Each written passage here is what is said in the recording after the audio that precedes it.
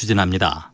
서울시는 남산의 곤돌라형 케이블카 설치 사업을 추진하기 위해 남산 친환경 이동수단 도입 타당성 조사 및 기본계획 수립 용역을 발주했습니다. 토요일인 내일은 북상 중인 5호 태풍 송다의 영향으로 제주도는 오전부터, 남해안은 밤부터 비가 내리겠고 모레는 남부 내륙 지역에도 비가 내리겠습니다. 서울 지역의 현재 기온은 33.1도, 습도는 62%입니다. 지금까지 아나운서 박노원이었습니다. KBS 1라디오 5시 뉴스를 마칩니다. KBS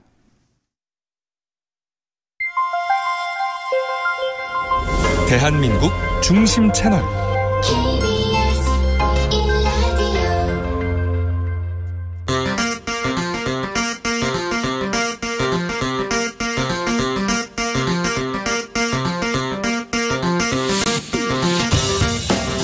주진우 라이브.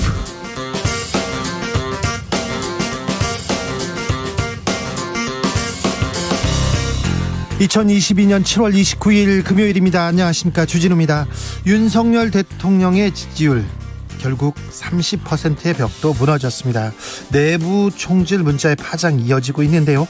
배현진 최고위원 전격 사퇴했습니다. 국민의힘 초선 위원들 이거 비대위 체제로 가야 한다 이렇게 외쳤는데요. 권성동 대표 직무대행은 전례 없는 일이다면서 선을 긋기는 했습니다만 또 말이 어떻게 끝났는지 말꼬리가 흐려졌습니다.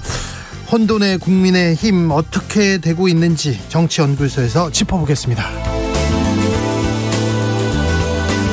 민주당 전당대회까지는 한 달, 3명의 후보가 당대표를 향해 달려갑니다. 압도적 이재명, 변화의 기수 박용진, 다크호스 강훈식. 변수는 박용진, 강훈식 후보의 단일화인데요. 누구로 단일화가 될까요? 결국 어대명이라면 이재명 당대표 후보는 무엇을 보여줘야 될까요? 정치구단 박지원 전 국정원장과 함께 고민해봅니다. 내부 총질 당대표 문자의 여진 이어지고 있습니다. 윤 대통령은 권성동 대표 직무대행에게 해프닝이라고 며칠 고생했다고 위로했는데요. 국회 본회의장에서 우연히 노출된 사진들, 해프닝들 많습니다. 그때 그 해프닝들 정철훈 기자와 정리해보겠습니다. 나비처럼 날아 벌처럼 쏜다. 여기는 주진우 라이브입니다.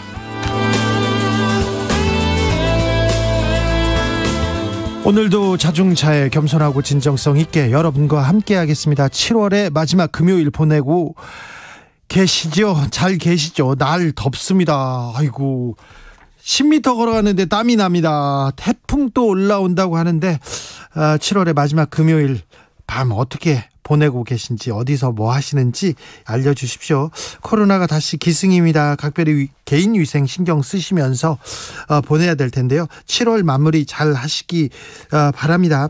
2022년 7월은 어땠다, 나한테는 무엇이었다, 한 줄 일기 받아보겠습니다. 한 줄로 표현하시면 됩니다. 좋았어, 아쉬웠어, 나빴어, 총질했어, 이런 얘기 다 괜찮습니다. 고마웠어, 뭐 좋습니다. 누구한테 미안했어, 이런 얘기도 하고 수고했다는 얘기도 다 좋습니다. 샵 9730, 짧은 문자 50원, 긴 문자는 100원이고요 콩으로 보내시면 무료입니다. 그럼 주진우 라이브 시작하겠습니다.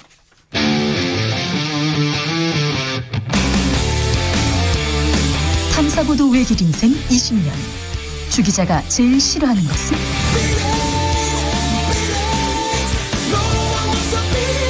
이 세상에서 비리와 부리가 사라지는 그날까지, 오늘도 흔들림 없이 주진우 라이브와 함께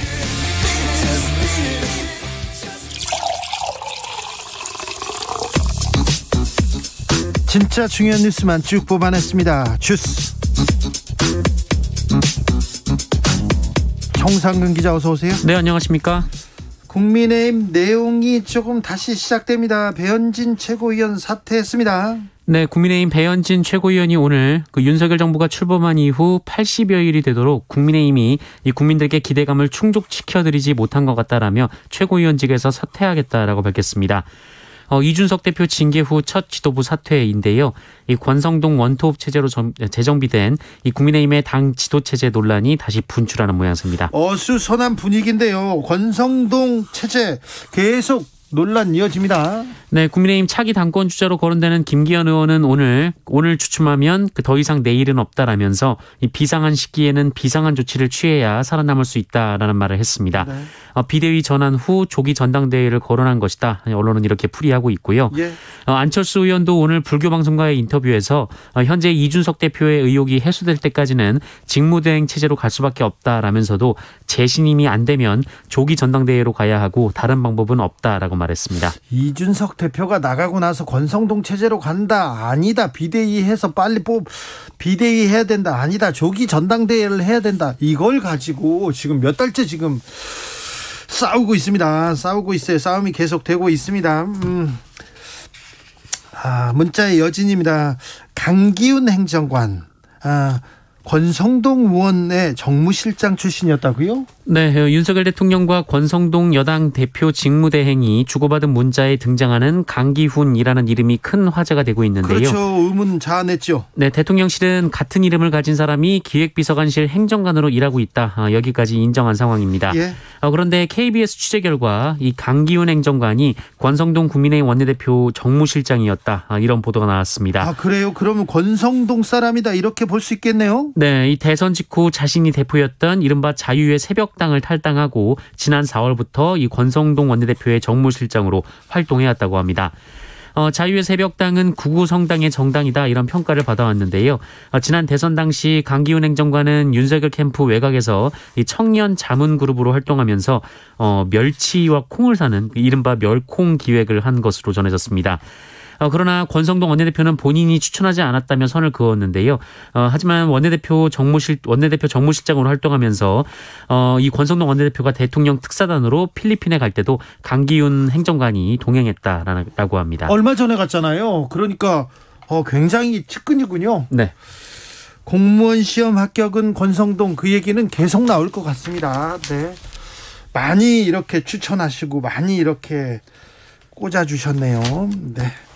경찰국장이 발표됐어요. 네, 이상민 행정안전부 장관은 오늘 이 초대 행정안전부 경찰국장에 김순호 경찰청 국가수사본부 안보수사국장을 임명했습니다. 김순호 치안감은 경장으로 입직한 비경찰대 출신이고요. 울산지방청 생활안전과장, 경찰청 감찰 담당관 등을 지냈습니다. 경찰들 지금 현 정권한테 부글부글 한다고 하는데 오늘 윤석열 대통령 현장 지구대에 갔어요. 네, 윤석열 대통령은 오늘 오전 서울 서대문구 신촌지구대를 방문했습니다. 윤석열 대통령은 현장에서 묵묵히 소임을 다하고 있는 경찰관들의 모습을 보니 국민의 한 사람으로서 든든하다라고 말했다고 하고요.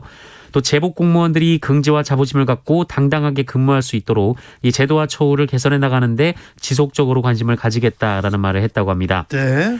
지난 26일 경찰의 집단 반발에 중대한 국가기강 문란이라고 밝힌 윤석열 대통령인데요. 경찰 전체회의가 취소되며 이 소강 상태에 접어들자 갈등 진화를 시도한 것이다라는 언론 분석이 나오고 있습니다. 직접 지구대에 가서 경찰들을 만났습니다. 네. 국회가 유류세 탄력세율을 조정하기로 했습니다. 네, 국회 민생경제안정특별위원회는 오늘 전체회의를 열고 유류세 인하폭 추가 확대를 위해 유류세 탄력세율을 현행 30%에서 50%로 확대하기로 했습니다. 그러면 어떻게 되는 거죠? 네, 조금 더 내려갈 수 있을 것으로 보이는데요. 네. 지금 유가 하락세여서 좀 상황은 지켜봐야 될 것 같습니다. 예. 그리고 이 직장인 식대 비과세 한도를 현행 월 10만 원에서 20만 원으로 확대하는 내용의 소득세법 일부 개정안도 의결을 했고요. 예. 8월 2일 본회의에서 처리할 예정입니다. 코로나 상황은 어떻습니까? 네, 오늘 코로나19 신규 확진자는 85,320명으로 어제보다 3천여 명 정도 줄었습니다. 지난주에 비하면 1.2배, 2주 전과 비교하면 2.2배에 이릅니다. 이 코로나 관련해서 오늘 윤석열 대통령 중대본 회의를 주재했습니다. 네, 취임 후 처음으로 윤석열 대통령이 중대본 회의를 주재했는데요. 처음이었어요? 네. 윤석열 대통령은 일상회복 기조를 유지하면서도 위중증 사망을 최소화하는 것이 이번 정부의 방역, 의료 대응 목표다라고 말했습니다. 과학적인 방역을 잘 해주셨으면 하는데요. 일단 병원에 가서 신속 항원 검사를 맡을 때 어떤 사람은 5,000원이고 어떤 사람은 5만 원입니다. 그리고 어떤 사람은 PCR을 무료인데요. 어떤 사람은 14만 원 내라고 합니다.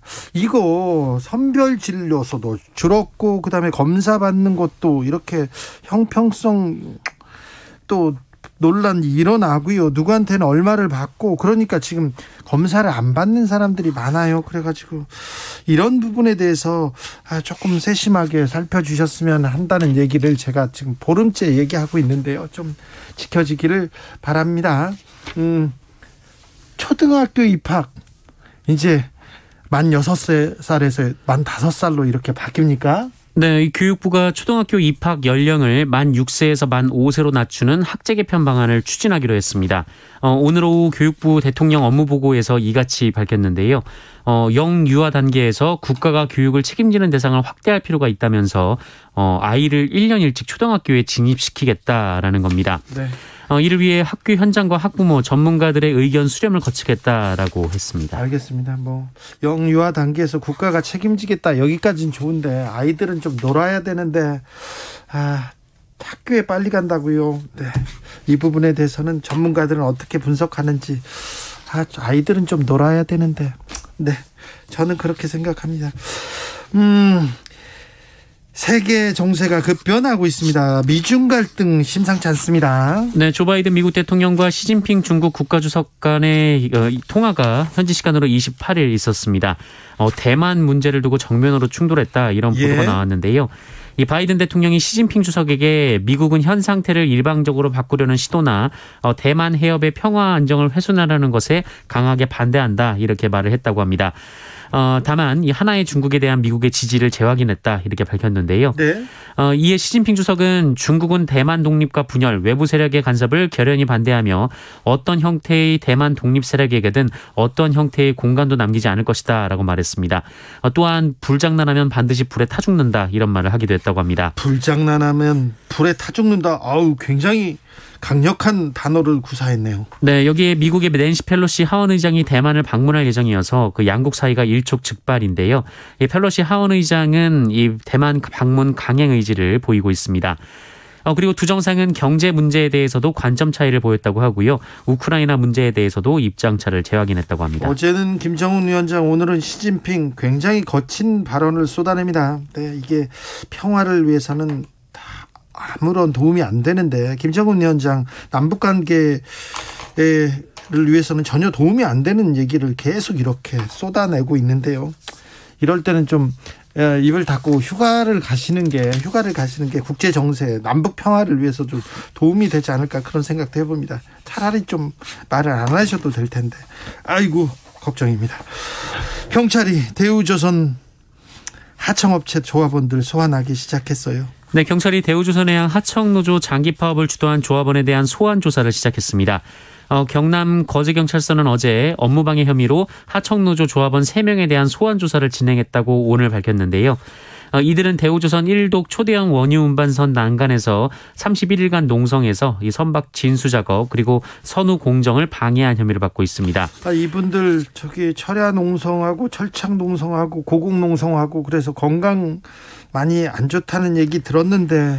네, 일단 이 조사 대상이 9명인데 이 철창 농성을 벌였던 유최한 부지회장을 제외하고는 대부분 건강을 회복한 상황으로 전해졌습니다. 앞서 경찰은 이들에 대한 체포영장을 2차례 신청을 했습니다만, 한 번은 검찰의 보강수사 요구로, 그리고 다른 한 번은 법원의 기각으로 무산이 됐습니다. 네, 알겠습니다. 50대 남성에게 성추행을 당한 여성이 있습니다. 그런데 극단적인 선택을 하는 일이 벌어졌어요. 네, 서울의 한 일식당에서 50대 남성이 20대 여성을 강제추행하고 경찰에 신고당하자 억울하다며 피해자를 찾아간 사건이 있었습니다. 그리고 피해자가 사건 발생 1개월 뒤 극단적인 선택을 한 것으로 알려졌습니다. 이에 서울 강서경찰서는 강제추행 혐의를 받고 있는 50대 남성을 불구속 상태로 검찰에 송치를 했습니다. 이 남성은 지난 5월 초 이 서울 강서구 화곡동에 있는 한 일식당에서 아르바이트를 하던 여성의 몸을 더듬는 등 이 성추행한 혐의를 받고 있습니다. 당시 상황이 담긴 가게 내 CCTV에도 이 모습이 포착됐다라고 하는데요. 고인은 이후 친구와 주고받은 문자 메시지를 통해서 이 만진 부분에 감촉이 떠올라 힘들다라거나 시간이 지나도 계속 생각나서 잠도 안 오고 서럽다라며 이 괴로운 심경을 호소했다고 합니다. 이에 고인은 사건 발생 다음 날 이 남성을 경찰에 신고했는데, 그런데요. 이 남성이 경찰 조사를 받은 직후 자신은 억울하다며 가게로 고인을 찾아왔고 이 고인은 보복당할지 모른다는 두려움에 집 밖에 나서는 것조차 힘들어하는 등 극도의 긴장 상태였던 것으로 전해졌습니다. 명백한 2차 가해인데요. 네, 결국 사건 발생 한 달 뒤 이 고인은 막막하고 살아갈 의욕이 없다라는 내용이 담긴 유서를 남기고 안타까운 선택을 했습니다. 아이고, 안타까운 일이 벌어졌습니다. 보통 7월 말 이렇게 휴가철이 되면 뉴스도 좀 사라지고 정치 이슈도 사라지고 잠잠해지는데 정상근 기자, 올해는 그렇지도 않은 것 같죠? 네, 뉴스가 많이 쏟아지고 있습니다. 계속 더 많이 나오죠? 네, 그런 것 같습니다. 정상근 기자의 7월은 어땠습니까? 바쁘게 보냈습니다. 바쁜 뉴스가 건 무슨 아는데. 나와서요? 바쁜 건 아는데 네. 어땠어요? 뭐 크게 다르진 않았습니다. AI야 이분은 AI 크게 다르게 맨날 그런가요? 똑같아요. 네. 자, 태풍이 올라오고 있어요. 네, 태풍이 올라오고 있습니다. 5호 태풍 송다가 북상 중인데요. 이 미국 괌 북서쪽에서 출발한 송다는 오늘 오전 9시 중국 상하이 동쪽 290km 해상에 이르는 등 이 제주 남쪽 먼바다를 지나서 다음 달 1일 중국 상하이 북쪽 360km 해상에서 다시 열대 저압으로 돌아갈 예정입니다. 이 태풍의 영향으로 오는 주말 이 제주와 남부지방에 많은 비가 내리고 강풍이 불 예정인데요. 네. 송다가 소멸한 뒤에는 이 길을 따라서 뜨거운 적도의 공기가 유입돼 또다시 혹독한 무더위가 지속될 것으로 보입니다. 더 더워진다고요? 네, 이 송다의 최대 풍속이 18m/s로 이 태풍의 기준을 갓 넘는 정도로 그렇게 강하진 않은 태풍인데요. 약한 태풍이네요. 그래도 이 제주 지역 예상 강수량이 50에서 150mm, 남부지방에도 10에서 60mm의 강수량이 예상되고 있습니다. 알겠습니다. 여기까지 뉴스게이 AI 정상근 기자와 함께했습니다. 가십시오. 네, 고맙습니다. 자, 2022년 7월은 어땠습니까? 한 줄 일기 보내주고 계신데요. 6121님, 2022년 7월 인간관계 회의를 느꼈습니다. 그래요. 좀 안 좋은 일이 있으셨구나. 7월 더운데. 네. 4535님, 7월의 끝자락 2주 내내 주말도 일했는데요. 이번 주는 쉽니다. 시원하게 미용실 가서 커트하고 무조건 쉬렵니다. 네, 좀 쉬세요. 고생하셨으니까. 지금은 뭐 가만히 있어도 힘들잖아요. 좀 쉬셔야 됩니다. 미용실 가서 커트한다. 네. 왜 이런 말만 들으면 저는 이렇게 찔리는 건지 모르겠어요. 저하고는 상관없습니다. 네. 2111님께서 7월 보람대요. 손으로 바느질해가지고 가방 3개 완성했거든요. 와, 훌륭하십니다. 1720님, 운동만 했어요. 이것도 훌륭한 거죠. 운동해야 되는데. 운동을 안 해서 그런지 저는 좀, 네. 7월에 건강이 좋지 않았던 것 같습니다. 5151님, 주말에 아들 가족이 휴가차 본가에 온다고 해서 집안 대청소하고 주진우 라이브 듣고 있습니다. 늘 누가 와도 괜찮을 만큼 치우고 살고 싶었는데 이거 참 마음대로 안 되는군요. 땀이 줄줄 텁습니다. 이렇게 얘기하는데 아들 가족이 또 집에 온다고 해서 지금 들뜨셨네. 깨끗한데 또 치우고 계시네, 어머님. 네, 행복한 시간 되십시오. 1582님, 저에게는요 7월 한 달 참 바빴습니다. 이 더운 날씨에도 여기 밀양에 아줌마들하고 같이 옥수수 작업할까 합니다. 더워도 참 재밌습니다. 방송에 나가면 더 힘이 날 것 같은데요. 방송 나왔습니다. 네. 더워도 재밌어요. 그래도 아주 더울 때 땡볕에서는 일하지 마시고 좀 쉬었다가 하셨으면 좋겠어요. 쉬엄쉬엄 하십시오. 건강이 최고입니다. 0898님, 7월 저희 가족에겐 좀 특별했습니다. 남편이 이직을 해서요 주말 부부가 되었습니다. 멀리서 혼자 고생하는 남편 고맙고 사랑합니다. 아이고, 주말 부부, 마음이 아프군요. 남편도 그렇게 생각할지는 잘 모르겠습니다만은, 네, 더울 때니까 좀 이렇게 떨어져 있고 사랑을 또 이렇게 키워가라고 이렇게 좀 떨어져서 사는 것 같다, 이렇게 생각하십시오. 네, 여름에 건강 조심하시고요. 교통정보센터 다녀올까요? 이승미 씨. 네, 이 시각 교통 상황입니다. 휴가철이라 평소 금요일보다도 더 많이 밀리고 있습니다. 수도권 제일순환고속도로 일산에서 판교 방향으로 자유로에서 송내까지 17km 구간 정체되고요. 판교에서 구리 방향으로는 구리나들목 부근 사고 여파까지 더해져서 송파에서 구리까지 정체가 이어지고 있습니다. 경부고속도로 부산 방향으로는 수도권과 충청권에 모두 교통량이 많은데요. 특히 서울요금소에서 수원까지나 북천안에서 천안분기점 사이 정체가 깁니다. 이후 옥산 부근의 정체는 8km로 늘었고요. 금호분기점에서는 사고 여파로 밀립니다. 중부고속도로 남이 방향은 호법부터 정체가 시작되고 있습니다. 호법에서 모가까지 막히고요. 진천나들목 부근에서 진천터널까지 정체고 오창에서 남이 분기점 쪽으로 12km 구간 막힙니다. KBS 교통정보센터였습니다.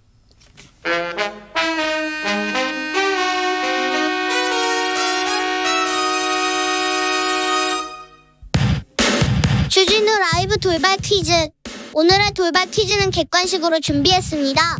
문제를 잘 듣고 보기와 정답을 정확히 적어 보내주세요. 해상에서 북한의 탄도미사일을 요격할 수 있는 차세대 이지스 구축함 1번 하민. 이 함정이 진수됐습니다. 해군은 한 명으로 국민들에게 영웅으로 추앙받는 역사적 인물 또는 호국 인물을 선정하고 있는데요. 이번에는 이 왕이 선정됐습니다. 조선 제22대 왕으로 성군으로 꼽히는 이 왕은 누구일까요?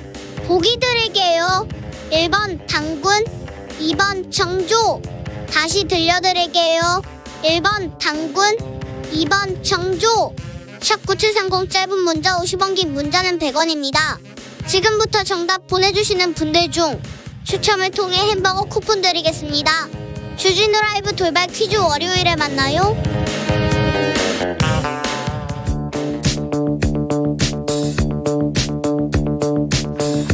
대한민국 정치의 새로운 100년을 준비한다. 21세기형 국회 싱크탱크 정치연구소 영앤영. 정치권에 보내는 고급진 정치 컨설팅입니다. 영앤영 첫 번째 영 최영일 평론가 어서 오세요. 안녕하십니까. 또 다른 영입니다. 엄경영 시대정신연구소장 어서 오세요. 네, 안녕하세요. 아이고 덥네요. 더워요. 아니 근데 이게 고급진 컨설팅을 보내고 싶은데 네. 그러려면 정치 자체가 좀 고급져야 네. 더 고급지게 컨설팅을 하는 건데. 아니 우리는 고급져요. 그런데 우리만 고급지면 뭐해요. 정치는 좀 어려운 것 같아요. 어려운 게 정치 현실이 너무해. 네, 좀 너무해요. 네. 7월 말에는 휴가철에는 조금 다른 얘기하고 맞습니다. 사는 얘기하고 조금 이렇게 한숨 돌려도 되는데 아이고 민심은 더 이제 좀 더 흉흉해지고 있어요. 흉흉해지고 제가 오늘 택시를 2번 탔는데 네. 기사분들이 이렇게 말씀을 자유롭게 하세요. 나는 이제 윤석열 대통령 찍었다. 나는 보수 성향이다.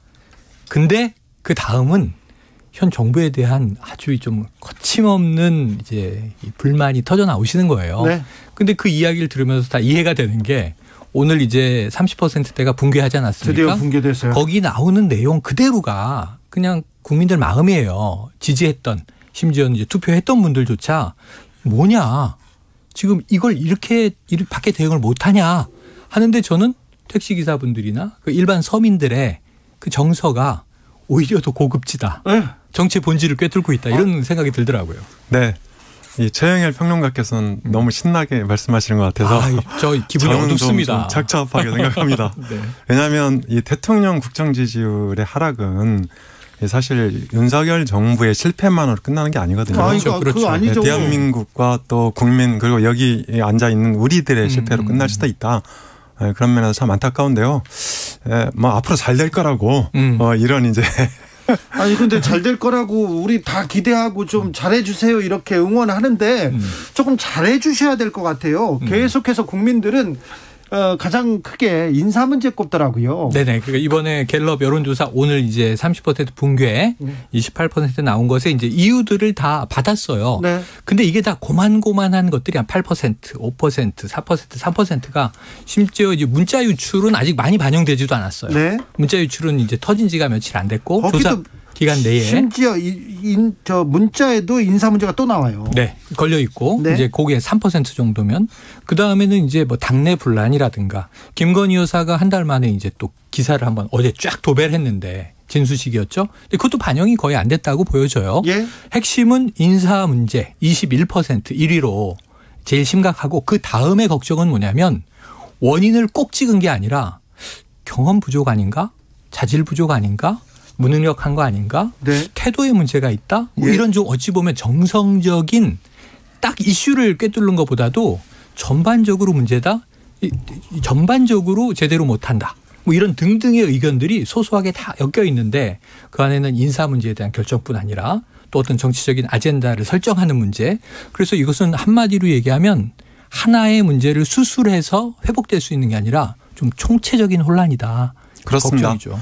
네, 윤석열 대통령 지지율 하락은 되게 근본적인 원인이 하나 도사리고 있는데요.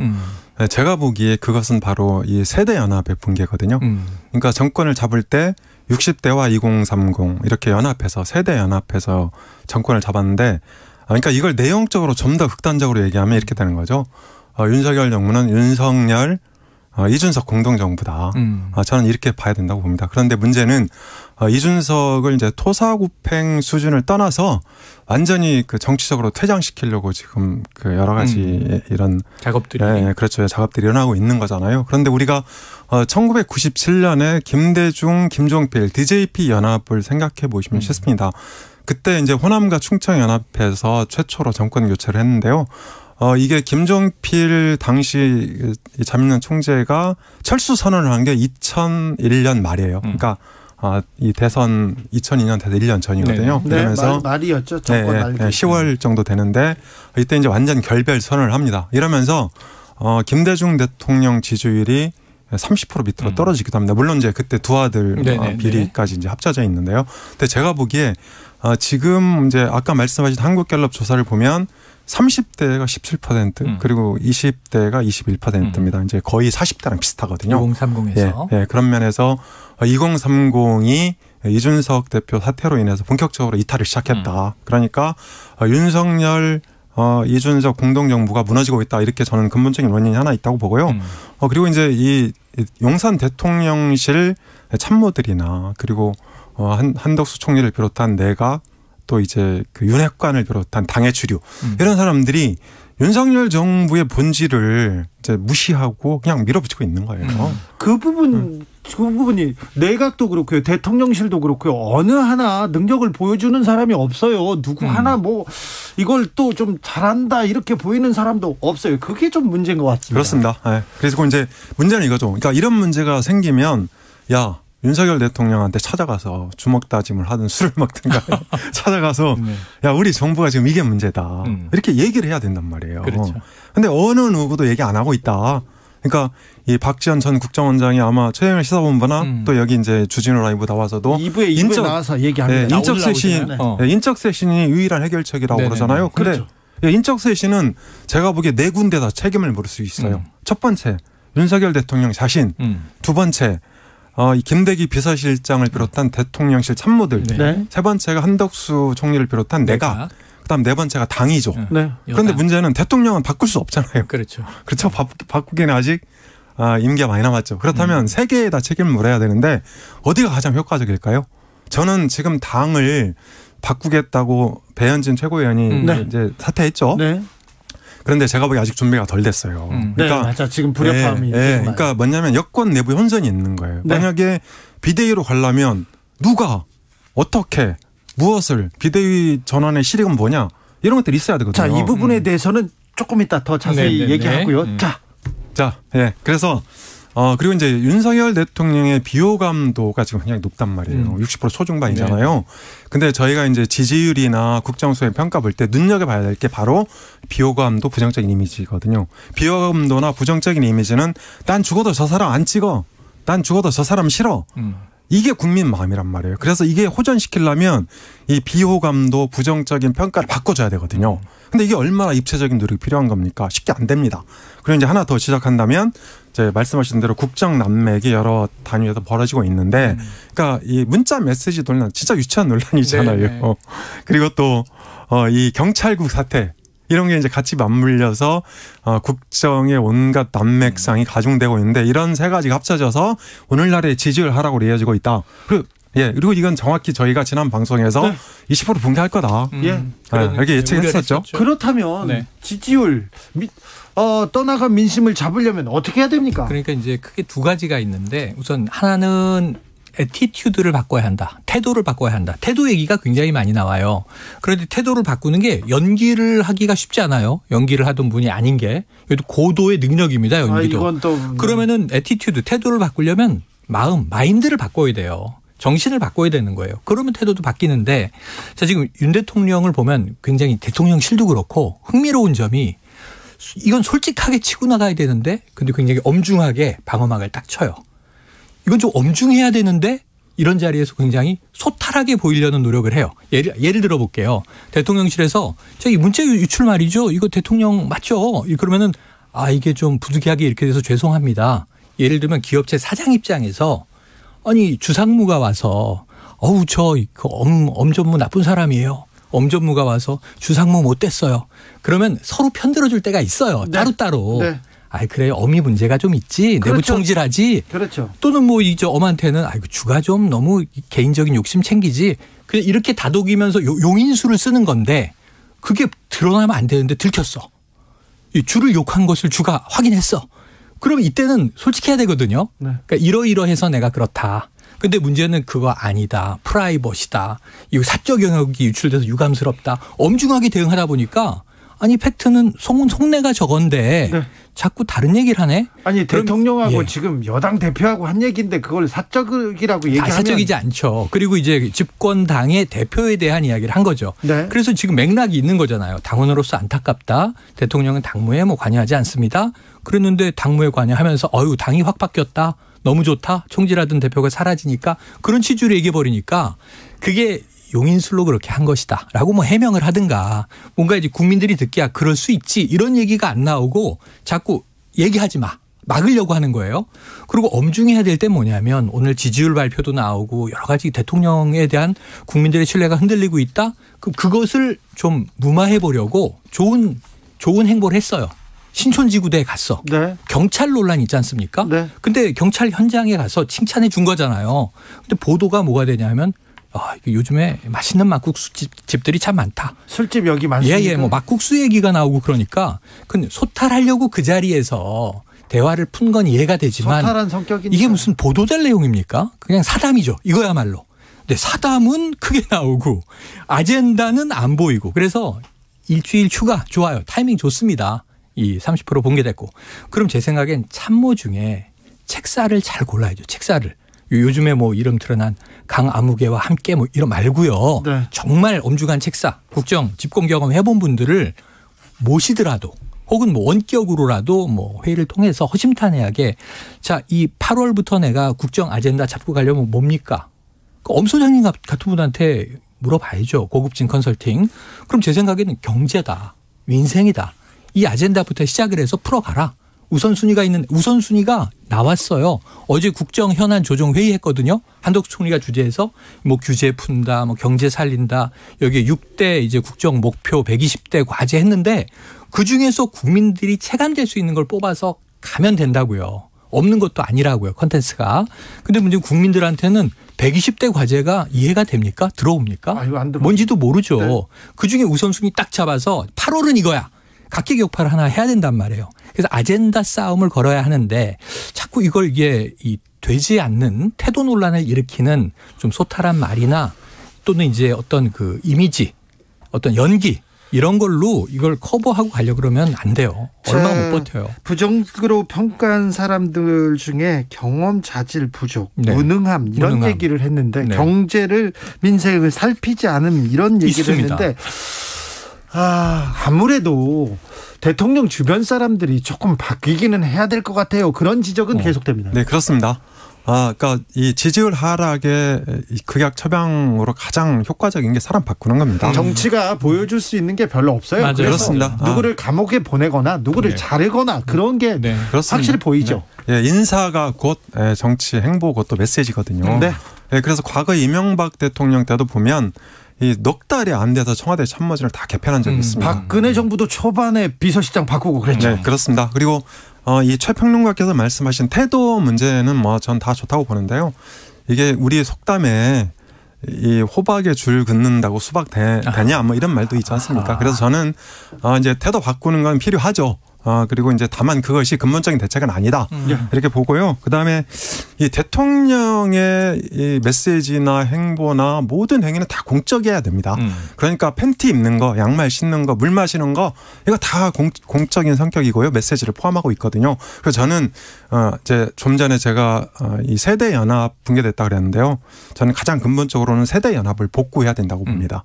그러려면 이준석 대표 만나야 됩니다. 이준석 대표 지금 성무마 의혹으로 이 경찰서 받고 있는데요. 수사를 받아서 문제가 생기면 법적인 단죄하면 됩니다. 그렇지만 그 이준석 대표를 그러니까 저런 사태는 뭐냐면요.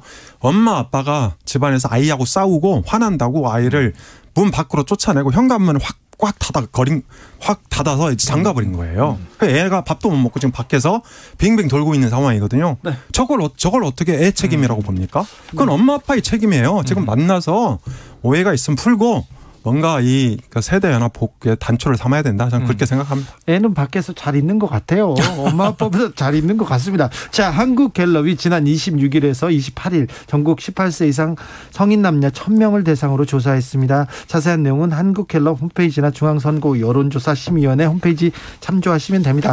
최용무님께서 세계적인 지도자들 지지율 다 바닥 아닌가요? 전체적으로 다 낮다 이런 사람들이 많습니다. 푸틴 제외하고는요. 그런데 경기 침체, 민생 이런 것 때문에 많은 이유가 있겠지만 지금 정부가 출범하고 우리 대통령 지지율은 좀 낮은 편입니다. 0431님, 요즘 정치판이 정조임금처럼 정조임금만큼만 협치하여서 국가 위기를 헤쳐나갔으면 좋겠습니다. 얘기하는데 그런데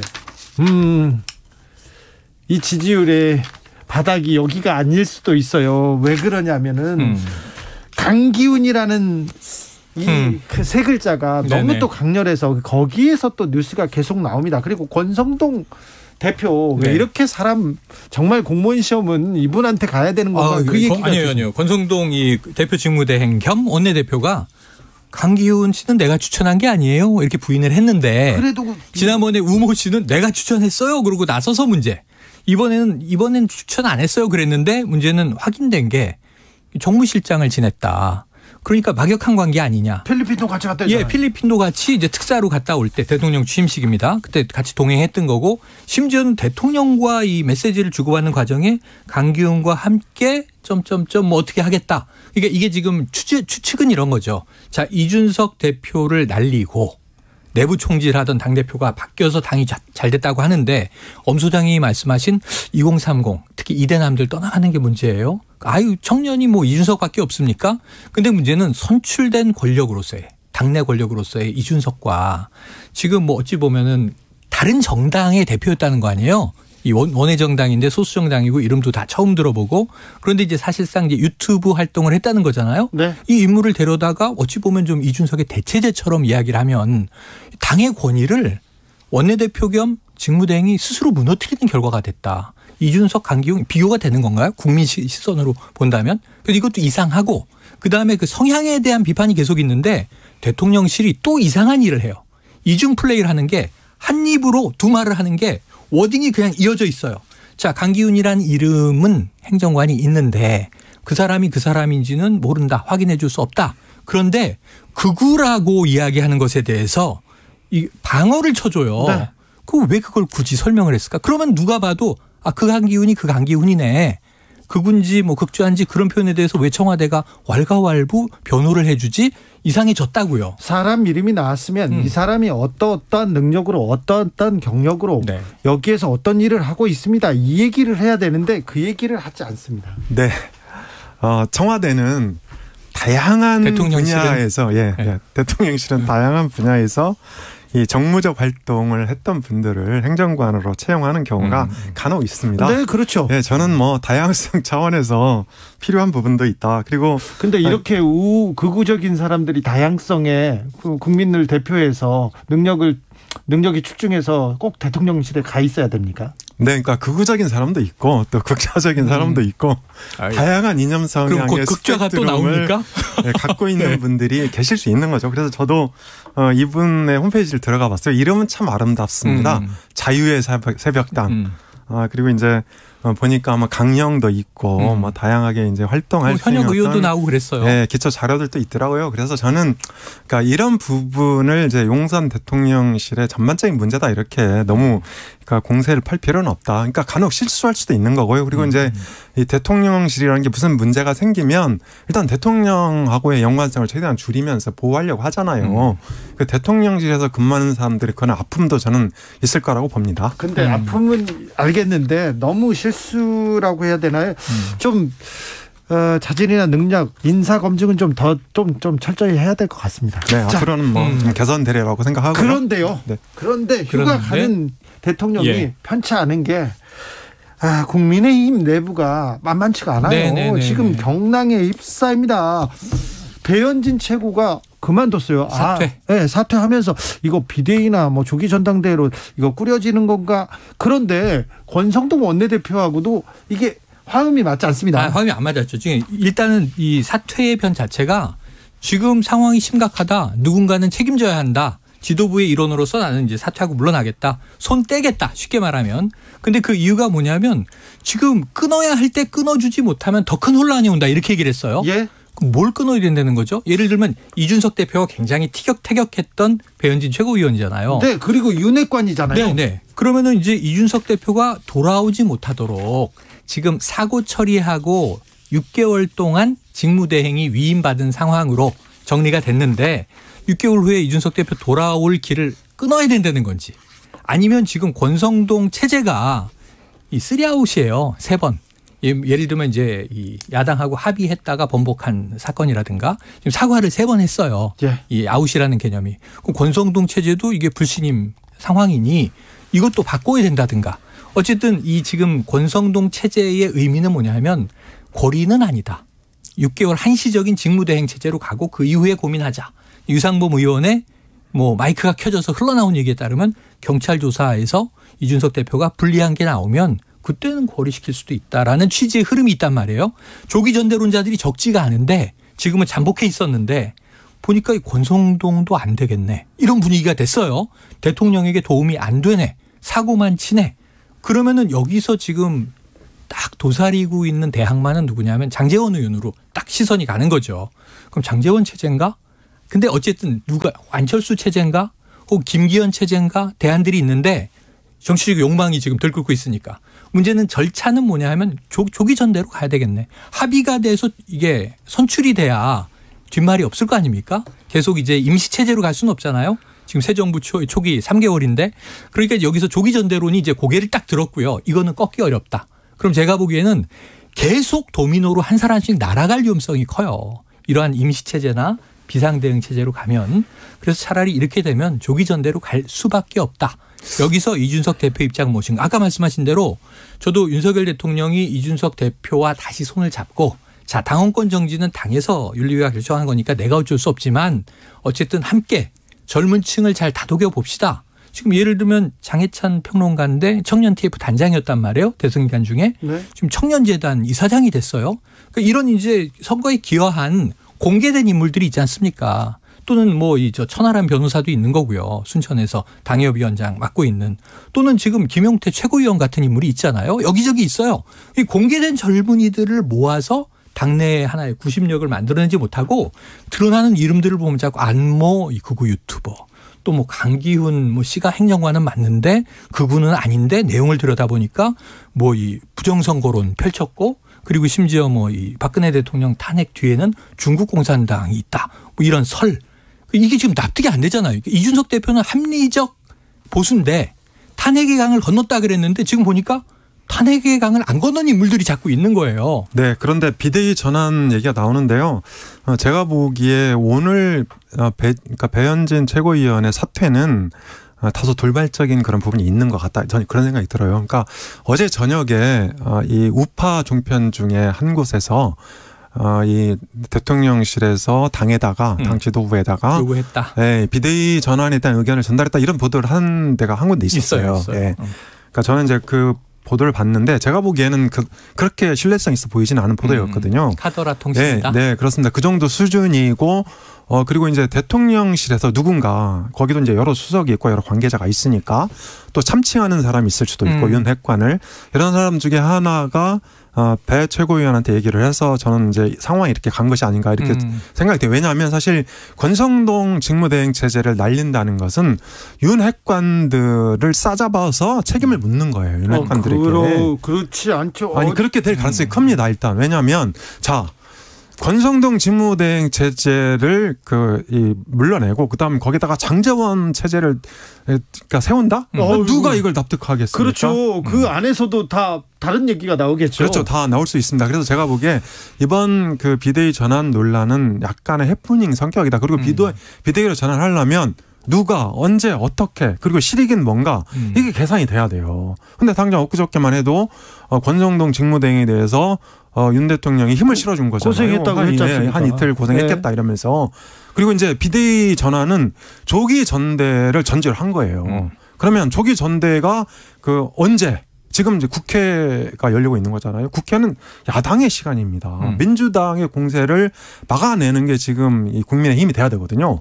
그런 판에 조기전대 하겠다고요? 그리고 조기전대 하려면 당대표로 누구를 세울 거냐? 지금 한다면 안철수 의원이 유력한데요. 근데 이런 것들이 다 계산이 돼야 된단 말이에요. 그러니까 이 타임 스케줄, 플랜 이런 것들이 정리가 되고 나서 네. 그래야 되는데 이 배현진 최고위원의 사태는 제가 보기에 앞뒤 안 가린 이 독불 장군식의 돌발적인 해프닝이다. 누군가는 또 먼저 던지라고 했겠죠. 지금 저는 엄 소장님 말씀에 동의를 하기 때문에 걱정이 더 큰 건데 과거 2000년대 초반 보수 정치까지는 기획자가 있었고 설계된 내용에 따라서 뭐 서로 이제 조정은 해가면서 조율하면서 흘러갔는데 지금 제가 집권 여당을 바라보면서는 축이 없다. 거기다가 윤핵관 윤핵관도 하나가 아니에요. 그러니까 거기 이해관계가 다 달라요. 그 안에서도 지금 이게 앞뒤가 안 맞아요. 윤핵관도 한 4분화돼 있다. 적어도 그 이상일 수도 있어요. 그렇게 보면 문제는 그냥 A를 잡으려고 B가 뛰어들었다가 이 B가 문제가 생기면 C가 또 불쑥 튀어나오고 지금 아노미 상태거든요. 이게 수습 안 되면 조기전대는 제가 왜 이야기를 하냐면 조기전대가 안 되면 내년 6월이 전당대회고 내년 1월에 이제 이준석 대표가 돌아오고 5개월 대표 체제로 전대 준비하다가 끝나고 어차피 당대표는 내년이면 1년 안 남았습니다. 10개월 후면 뽑아야 되거든요. 근데 지금 당대표가 안 보이면 내년에 보일까요?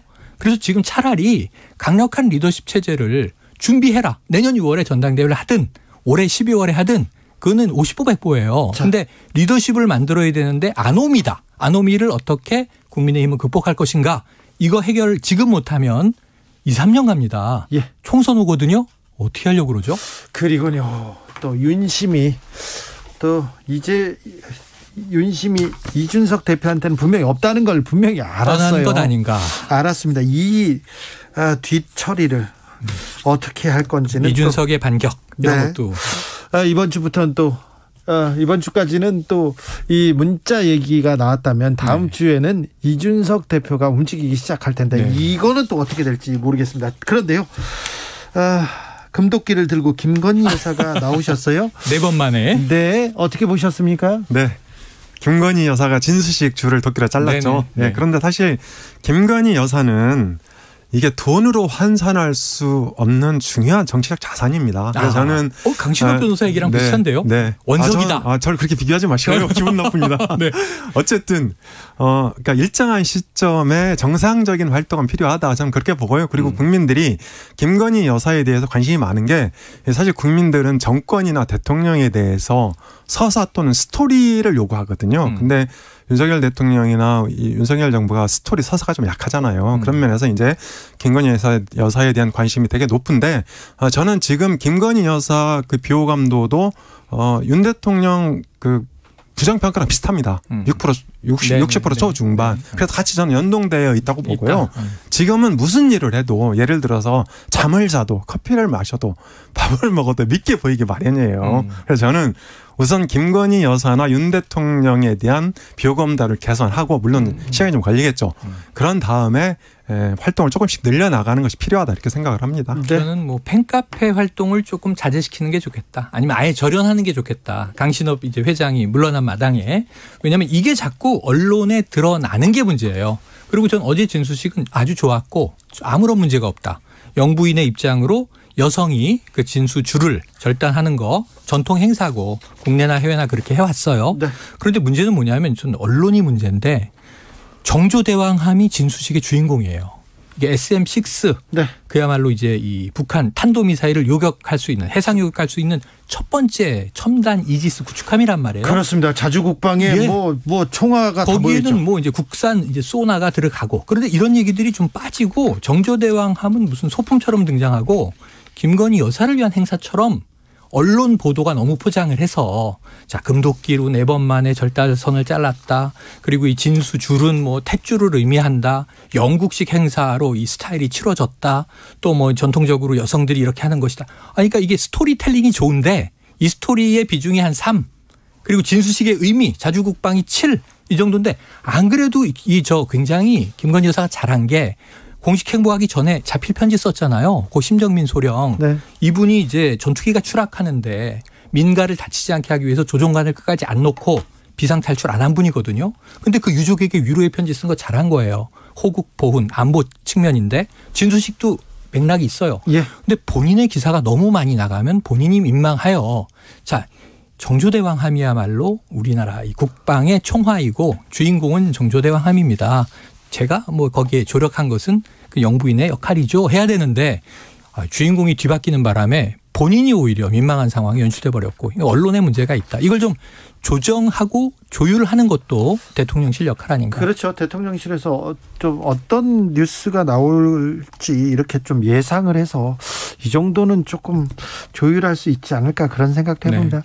민주당에서는 의외의 선택이었습니까? 아니면 예상된 선택이었습니까? 당대표 후보는. 의외였어요. 그랬어요? 예. 왜냐하면 강훈식 의원이 탑3 컷오프에 통과한 건 좀 의외였어요. 그런데 절묘한 황금 비율을 만들어낸 것 같아서 앞으로가 흥미진진할 것 같습니다.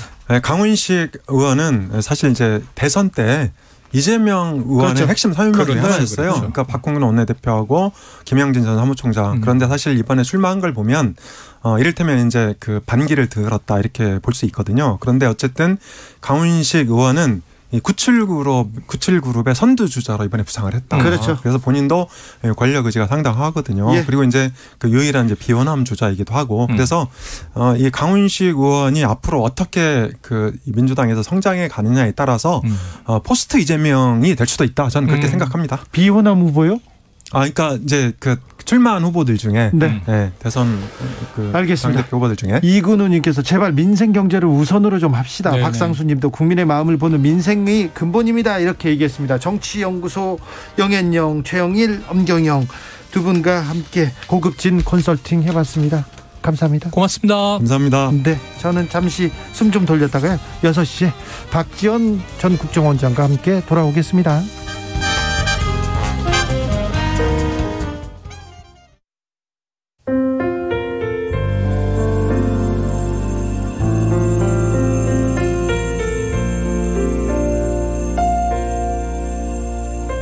KBS 라디오 연중기획 희망충전 대한민국 492번째 이야기.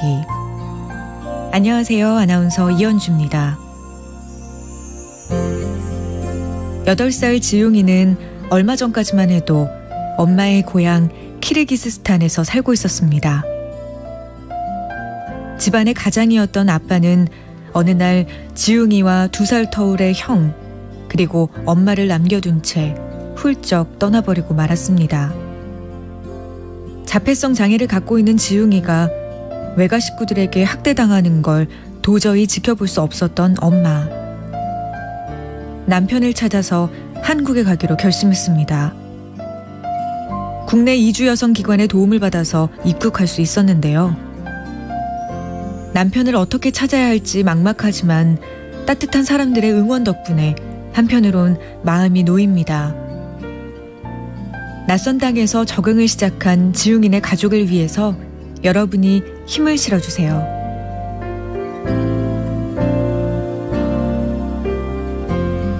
여러분의 따뜻한 손길이 희망의 빛이 됩니다.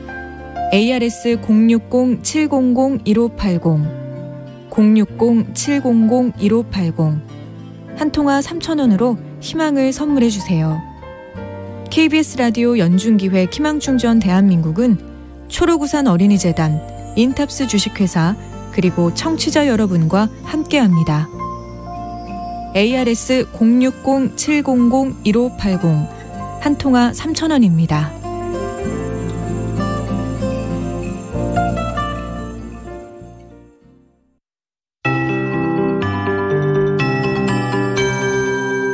KBS 58분 날씨. 태풍의 간접 영향으로 덥고 습한 공기가 한가득 밀려오고 있습니다. 오늘 지점별 낮 최고 기온을 보면 성남 분당구가 무려 37.7도를 기록했고요. 전주 완산구와 의성 단북면이 36도를 넘어섰습니다.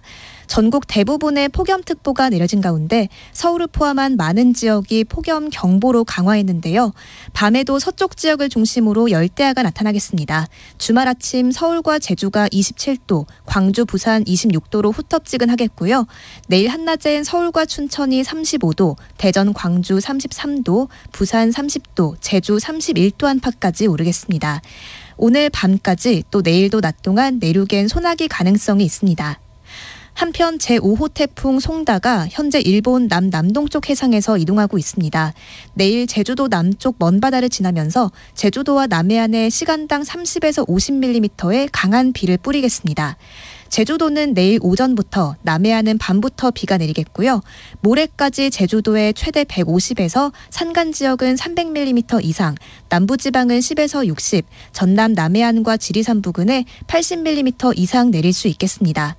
내일 오후엔 제주도에 강풍특보가 발효될 가능성이 있어 주의하셔야겠습니다. 지금 서울의 기온 32.9도입니다. 박다효입니다.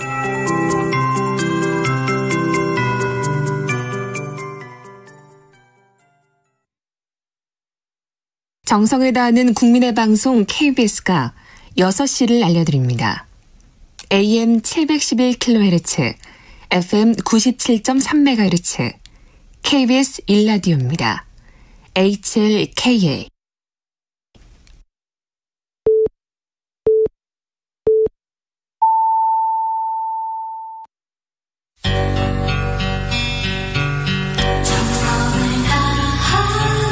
정성을 다하는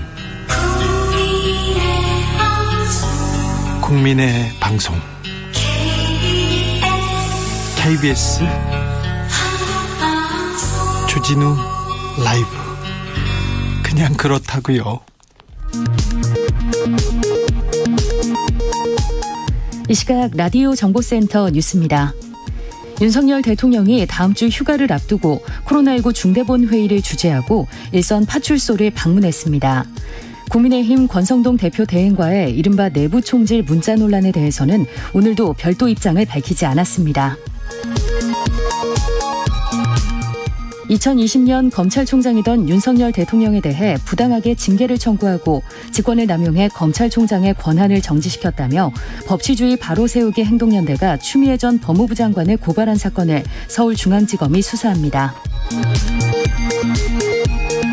최재해 감사원장은 오늘 국회 법제사법위원회 업무보고에서 감사원은 대통령 국정운영을 지원하는 기관인가 아닌가라는 시대전환 조정훈 의원의 질의에 대해 지원하는 기관이라고 생각한다고 말했습니다. 한상혁 방송통신위원장은 여권에서 자신에 대한 사퇴 요구가 잇따르는 것과 관련해 방통위의 독립성 보장은 법이 정하고 있는 것이라며 중도 사퇴할 의사가 없음을 거듭 밝혔습니다. 더불어민주당 당대표 선거에 출마한 이재명 의원은 저학력, 저소득층이 국민의힘 지지를 많이 한다면서 안타까운 현실인데 언론 환경 때문이라고 주장했습니다. 지금까지 라디오 정보센터 조진주였습니다.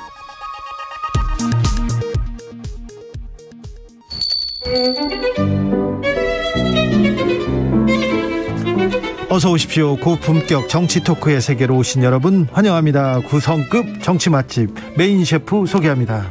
깨어있는 정치지성 깨어있습니다. 네. 15,000부 못해요. 이제 15,000부 못합니다. 아무튼 영원한 현역입니다. 전 실장 전 장관 박지원 전 국정원장 모셨습니다. 어서 오세요. 뭐잖아 15,000부 합니다. 뭐잖아요? 예, 앞으로 약 한 달간 네. 깁스를 하고 휠체어 목발 신세가 되지만은 네. 바로 재활운동하면은 아마 9월부터는 15,000보를 걷기 위해서 다시 시작한다. 아이고 원장님 휠체어를 타고 나오셨어요. 지금 휠체어 타고 이렇게 앉아 있는 거 아니에요. 복숭아뼈는 괜찮으세요? 수술해서 네. 거기가 깨졌더라고요. 양쪽이. 아이고. 그러니까 철심을 박아서 연결해 놨는데 네. 이제 통증은 없어졌어요. 오늘까지 딱 만 2주가 되는 거예요. 아 그래요? 예. 한 달만 더 참으면? 한 달만 참으면 되죠. 그래도 그러니까 네. 지금 얼마나 이 무더위에 네. 얼마나 힘들어요. 돌아다니면 더워요. 네. 집에서 깁스했으니까 시원하게 네. 에어컨 틀어놓고 앉아 있으면은 저는 그러면서도 네. 한전이 요즘 경영이 어렵다는데 제가 전기세를 많이 내므로써 한전 수익 개선에 기여를 한다. 이런 애국자 알겠어요. 알겠어. 쉬고 있습니다. 네, 네. 다행히 입은 안 다쳐놨어. 다행이야. 입은 다쳐놓으면 이제 큰일 나죠. 큰일 나죠. 아유, 네, 그렇습니다. 자, 박지원 원장이 입을 막았어야 되는데, 자, 복숭아뼈로. 아니, 물가를 잡아야지. 예, 민생을 잡아야지. 경제를 잡아야지. 왜 박지원을 잡으려고? 알겠어요. 네. 저는 말하지 않겠다고 했는데 말하기고 만들었잖아요. 그렇죠. 네, 알겠습니다. 오늘 또 4번째 지금 방송에 이 몸을 하고 네. 출연을 했습니다. 알겠습니다. 내부 총질 이 문자, 이 문자 파동 어떻게 보셨습니까? 이건 완전히 국민을 무시한 권력투쟁의 하나였다. 저는 이렇게 봅니다. 너무 적나라하게 보여가지고. 그렇죠. 왜냐하면은 윤석열 대통령께서는 자기는 당무에 개입하지 않는다. 예. 이걸 몇 번 말씀하셨단 말이에요. 네. 그런데 이 문자로 대통령이 직접 보냈잖아요. 응? 예. 내부 총질 대표가 예. 운운한. 그렇으니까 국민을 완전히 속이고 정치 당에 개입한 것이 나타났단 말이에요. 그리고 저는 권성동 대행이 네. 의도적으로 공개를 했지 않는가. 진짜요? 이렇게 생각합니다. 아니 의도적으로 이렇게 자기가 사과할 만한 이렇게 정치적 타격을 입을 만한 일을 했을까요? 지금 최근에 와서 권성동 대행이 네. 상당히 당 내외에서 국민들로부터 지탄을 받는 어려움에 처해 있잖아요. 네네, 흔들리죠. 그렇기 때문에 그날 대통령과 11시 조금 지나서 문자를 주고받았는데 네. 오후 4시 지나서 국회 본회의에서 그게 사진 찍게끔 들고 있더라고요. 네. 그런 걸 보면은 나는 네. 뭐라고 하더라도 윤석열 대통령과 가장 가까운 측근이고 네. 힘을 가진 대행이다. 예. 원내대표다. 하는 것을 과시한 것 아닐까 저는 그렇게 추측합니다. 윤 대통령이 권성동 원내대표를 만나가지고 보도 나와서 고생했겠네 이렇게 하면서 토닥토닥 이 부분은 어떻게 보셨습니까? 그건 완전히 대통령의 말씀이 아니에요. 어떻게 됐든 대통령이 취임 80일 만에 그렇게 국민을 하게 거짓말을 하셨고 옳지 않은 일을 했다고 하면은 침묵을 해야죠. 거기서 만나가지고 그렇게 오히려 격려를 하는 것은 국민을 얕보고 그런 말씀을 하셨다. 저는 그렇게 봅니다. 아 그래요? 네. 국민을 얕봤다. 네. 뭐 대통령께서 예. 사과를 하셔야죠. 사과할 일을 지금 고생했다고 토닥토닥해서. 토닥토닥. 네. 국민의힘 배현진 최고위원이 사퇴했습니다. 이거는 무슨 복선일까요? 지금 현재 제가 볼 때는 권성동 대행 체제는 끝났다고 봐야 됩니다. 끝났습니까? 네. 어제 예. TV조선 보도를 보면은 네. 청와대 정무수석이죠. 네. 고위층이 국민의힘 당 지도부들을 만나서 조정을 했다고 하는데 네. 이제 당헌 당규상 예. 이준석 당대표를 정리하기 위해서는 최고위원들이 사퇴를 해줘야 돼요. 네.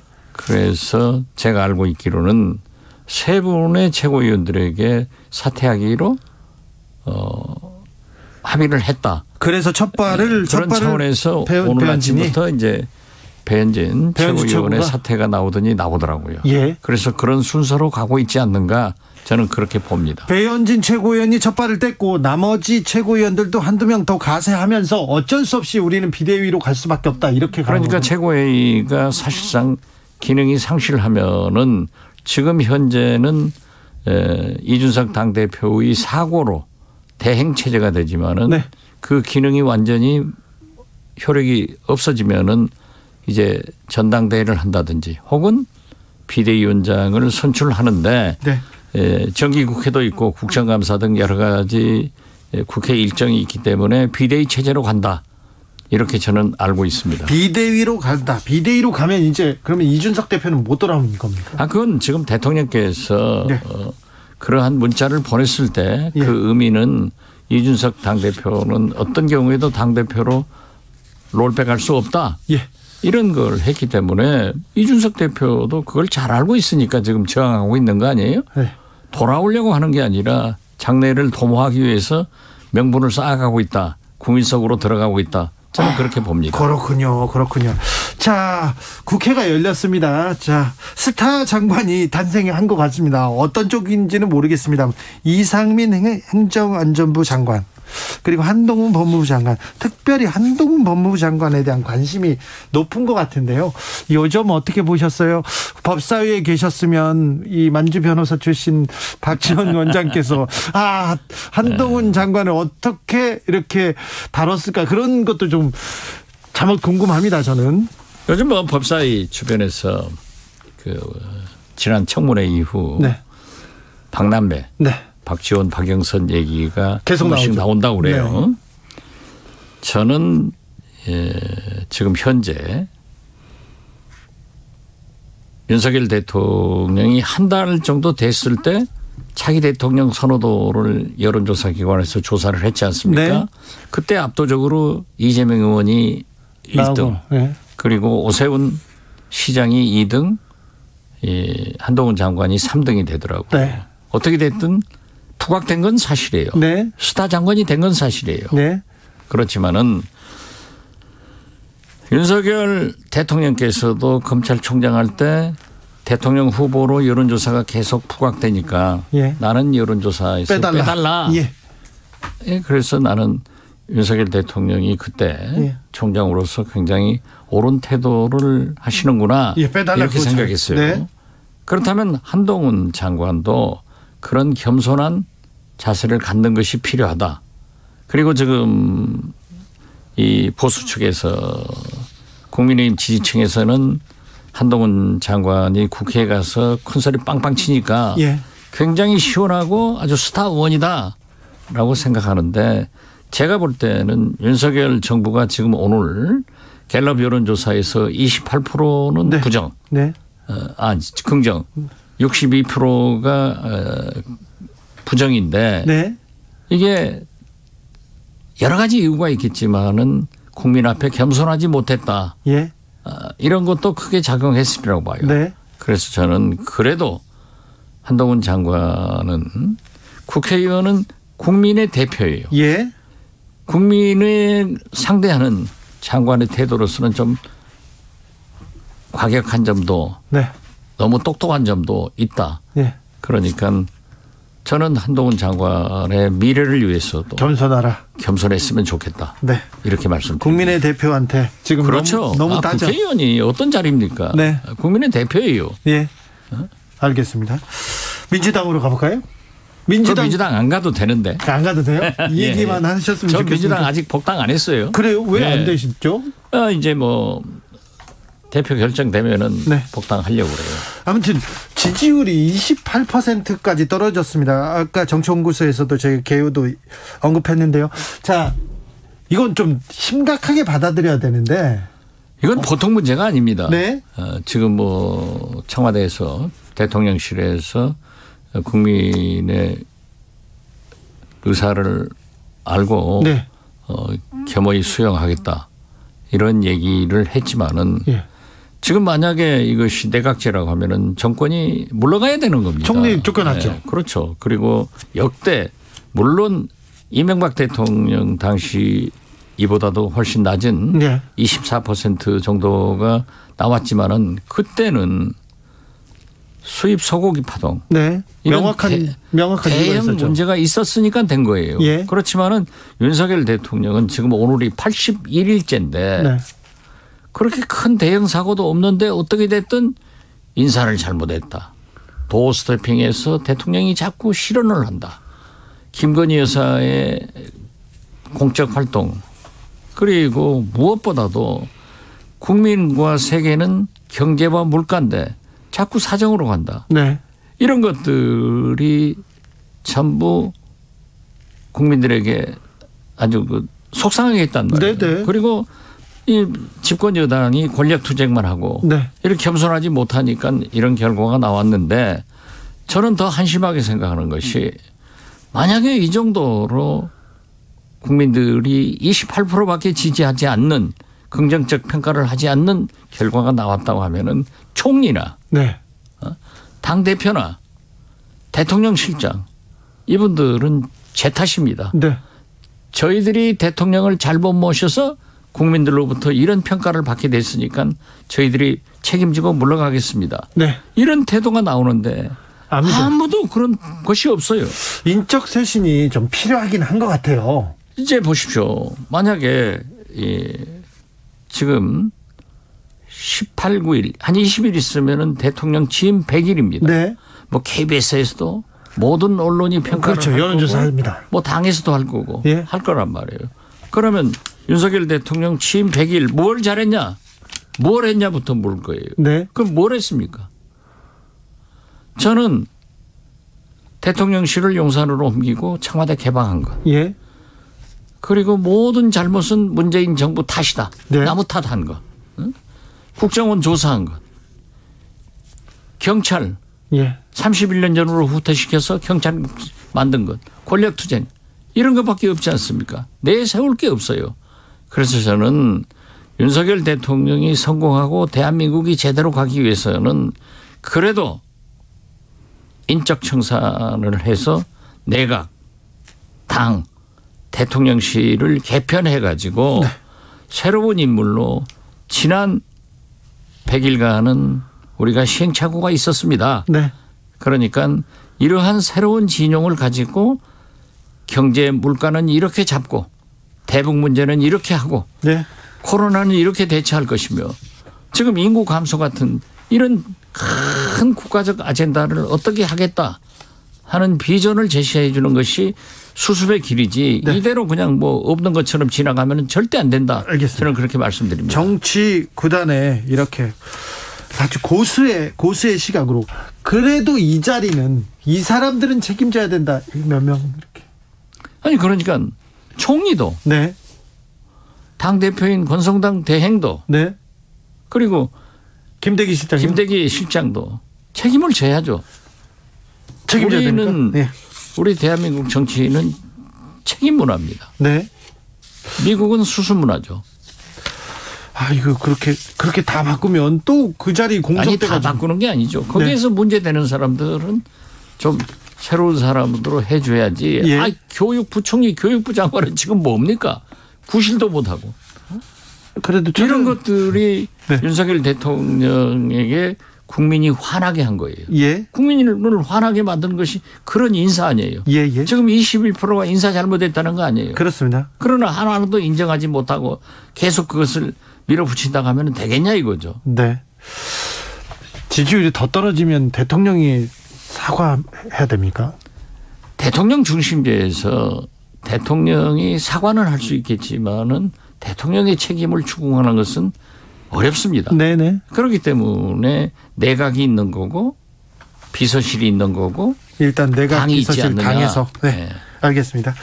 민주당으로 이제는 가볼게요. 왜 박지원 원장은 민주당으로 복당을 못했는지는 잘 모르겠습니다만 못한 게 아니라 지금 내가 신청을 아직 안 했어요. 그래요? 하겠다고 그 전에 윤호중 비대위원장한테나 우상호 비대위원장한테 얘기했다가 자꾸 뭐 비대위원장 소리도 나오고 전당대회 어쩐다 하는 소리가 나오니까 네네. 뭐 내가 지금 천천히 가셔도 네. 그렇죠.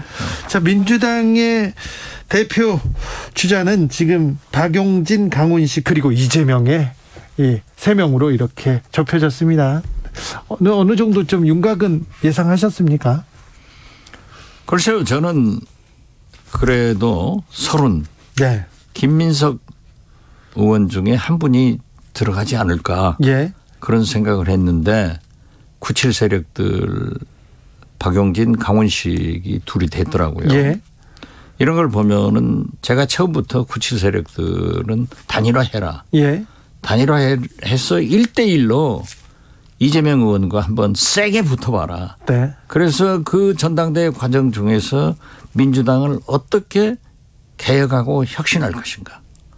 내년 총선은 어떤 기준으로 공천을 할 것인가. 예. 그리고 윤석열 정부와 무엇은 협력하고 무엇은 반대할 것인가.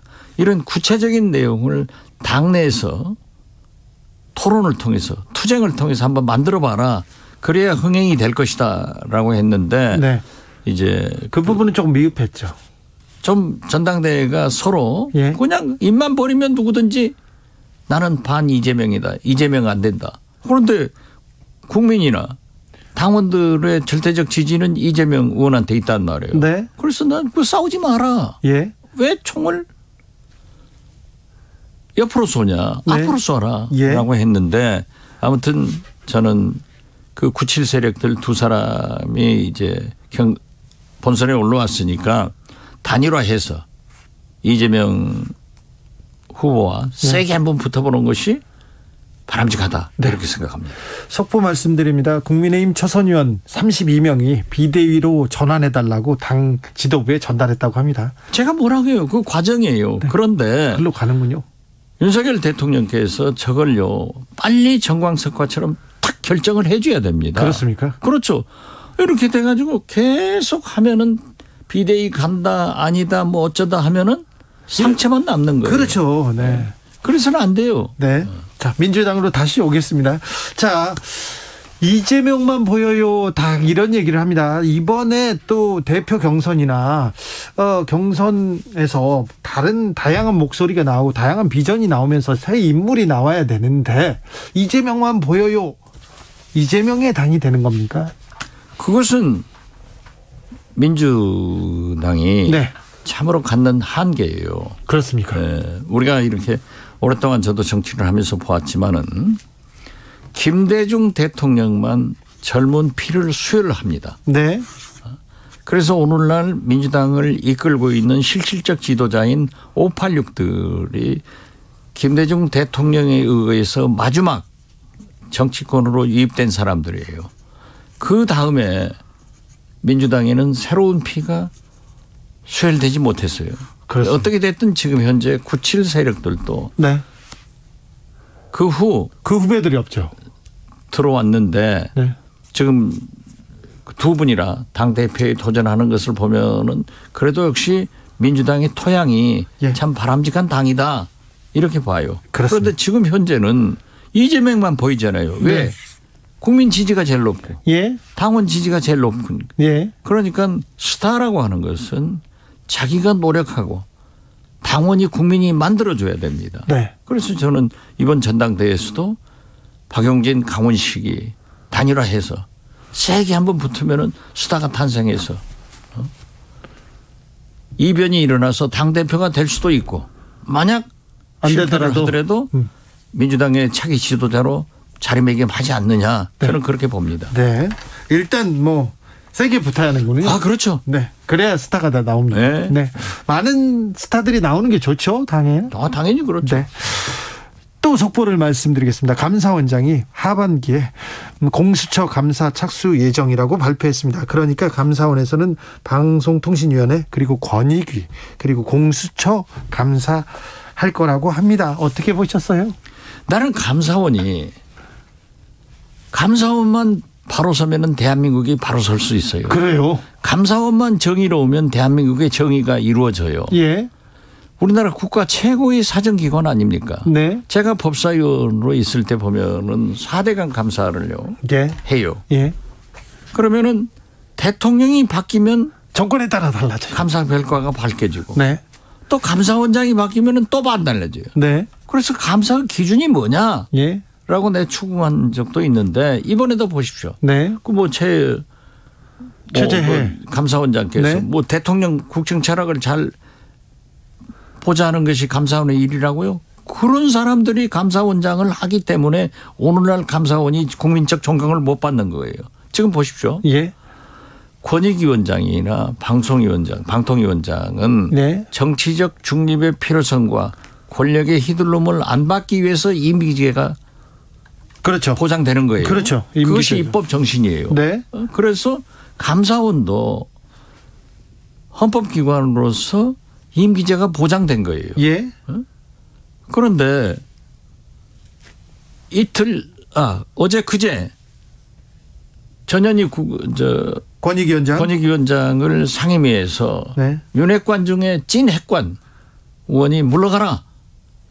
그래서 물러가지 않는다고 자기 업무를 충실하겠다라고 했더니 감사원에 감사를 받게 하겠다. 네. 이런 말씀을 했대요. 예. 그런데 바로 그 뒷날 어제 국가권익위원회 감사가 들어온 거예요. 네. 물론 방송위원회도 감사가 들어간 거예요. 예.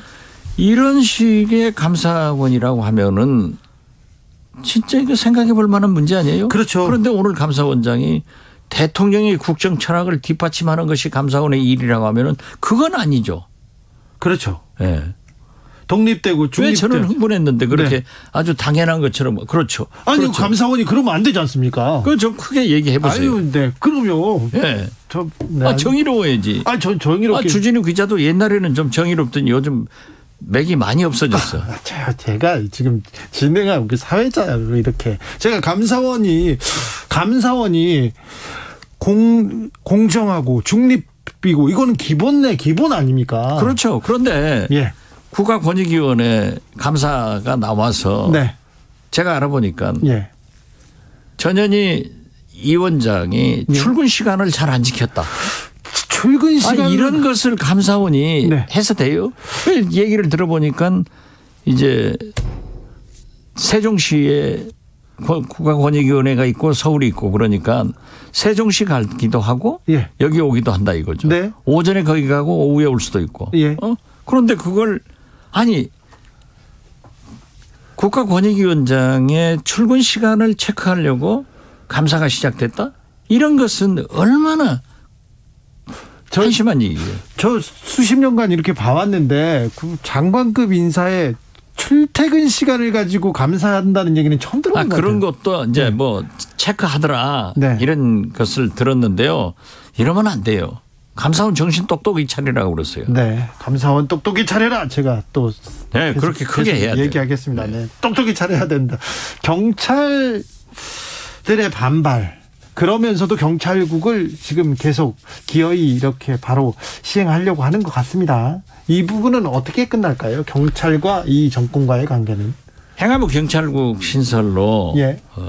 우리 국민들이 이렇게 윤석열 대통령을 28%밖에 지지하지 않는 결과가 나왔다고 봐요. 네. 뭐 여러 가지 이유 중에 하나가 그것도 있을 건데 거듭 말씀드리지만 경찰은 31년 전 네. 내무부에서 치안본부로 독립이 됐단 말이에요. 네. 31년간 뭐 잘했건 못했건 경찰의 정치적 독립을 위해서 오늘까지 발전해 왔는데 네. 이걸 떡 돌려가지고 31년 전으로 돌려놓고 경찰을 장악하려고 하는 기도는 있을 수 없는 일이다. 네. 그러니까 국민도 경찰도 반발을 했지 않습니까? 예. 그러나 이것을 시행령으로 통과가 됐어요. 예. 이제 8월 2일부터 뭐 후임 경찰국장도 임명이 됐더라고요. 네. 네. 그러니까 굴러가겠죠. 네. 그러나 이 굴러간다고 해서 14만의 경찰이 다수의 국민들이 승복하는 건 아니에요. 예. 경찰은 아무래도 제복을 입었기 때문에 지금 현재는 언행에 조심하지만은 네. 이게 되겠냐 이거죠. 그래서 저는 윤석열 대통령께서 인적 개편을 통해서 네. 이러한 것도 조금 더 소통하고 예. 만약 경찰국이 그렇게 신설이 필요하다 하면 국회에서 법을 통해서 하는 것이 좋다. 또 이 판국에 경찰대학 출신들과 순경 이 출신들의 알력이 있는 건 사실 아니에요. 진급을 예. 서로 두고. 네. 그런 걸 부각시켜 가지고 갈라치기 하면은 이게 할 일이냐. 네. 그런 일 하지 마라. 이상민 장관 좀 이상하신 분 같아요. 네, 알겠습니다. 소통, 설득, 토론 좀 필요한 것 같습니다. 좀 전에 전 원장님께서 자기 지도자 적합도 얘기하셨습니다. 이재명, 한동훈 언급하셨는데요. 여론조사 전문기관 RN서치가 뉴스핌 의뢰로 7월 9일에서 12일 조사한 내용입니다. 자세한 내용은 RN서치 홈페이지나 중앙선거 여론조사 심의위원회 홈페이지 참조하시면 됩니다. 송호관님께서 박 실장님 반갑습니다. 건강관리 잘하세요. 복숭아뼈 관리 잘하셔야 됩니다. 네, 잘해야죠. 네, 여기까지 듣겠습니다. 박지원 전 국정원장. 조금 더 해요. 감사원 규탄. 감사원은 공정하고 중립돼가지고 바로 서야 됩니다. 네, 그렇게 하면 되죠. 예, 네. 그렇게 하세요. 원장님 감사합니다. 네, 감사합니다. 교통정보센터 다녀오겠습니다. 이승미 씨. 네, 이 시각 교통 상황입니다. 서해안고속도로 서울 방향 40km 가까이 밀리고 있습니다.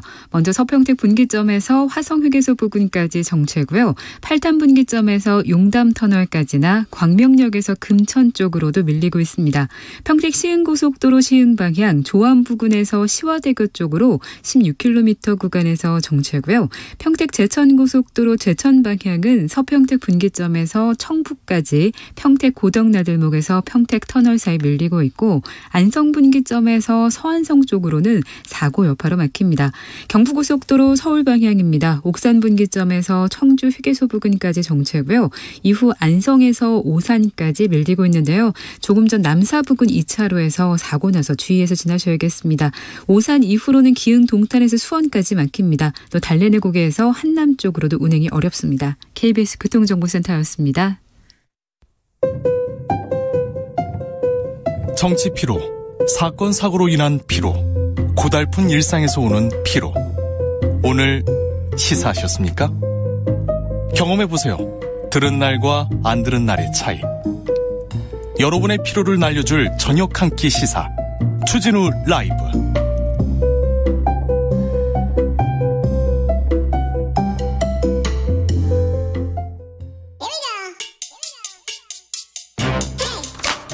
뉴스를 향한 진지한 고민, 기자들의 수다.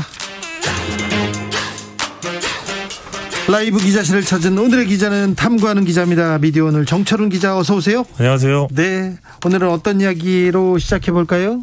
요즘 뭐 검찰보다 무서운 데가 감사원 같은데. 아, 그렇습니까? 네, 감사원이 지금 지난 25일부터 이제 8월 12일까지 15일간 방통위에 대한 실질 감사를 실시하게 됐습니다. 네. 그러니까 지금까지는 자료 감사를 했던 건데 지난달부터 네. 자료 감사만 무려 한 달을 한 겁니다. 예. 그리고 이제 실질 감사를 들어가는데 감사 결과에 좀 관심이 좀 많이 모아지고 있는 상황입니다. 예, 방통위원장 흔들기라는 비판이 나오고 있는데 방통위원장이 오늘 또 국회에 출석을 해서 이 정기 감사의 업무 범위를 넘어선 것 같다 이런 개인 의견을 밝히기도 했는데. 네. 요게 사실 그 언론 장악 이슈랑도 이어지는 부분이어가지고 네. 좀 많은 관심을 좀 가져주셨으면 좋겠습니다. 관심은 높은데요. 아무튼 감사원이 법과 원칙에 맞춰서 네. 공정하고 공정하게 잘 해주시리라고 믿겠습니다. 네. 후반기에서는 공수처 그리고 권익위도 감사한다는데 네. 법대로 원칙대로 잘못한 거 있으면 뭐 네, 감사를 하는 게 또 맞겠죠. 지켜보겠습니다. 자, 어떤 이야기로 가볼까요? 네, 그 최근에 박성준 국민의힘 의원이 27일 국회 대정부 질문에서 이 공영방송 수신료 폐지 주장을 했는데요. 네.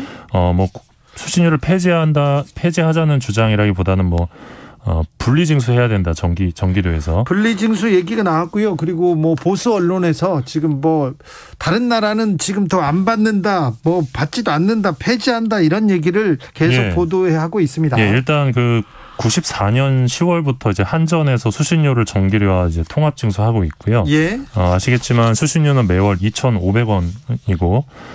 박성준 의원의 주장을 따르면 이 프랑스 하원에서 수신료 폐지안이 최근 통과됐고 또 영국도 2028년 폐지안을 검토 중이다. 뭐 이런 내용입니다. 네. 그래서 수신료를 전기요금처럼 반강제적으로 징수하니까 불만이 높으니 선택권을 줘야 한다. 뭐 이런 취지의 주장을 하고 있는 건데 네.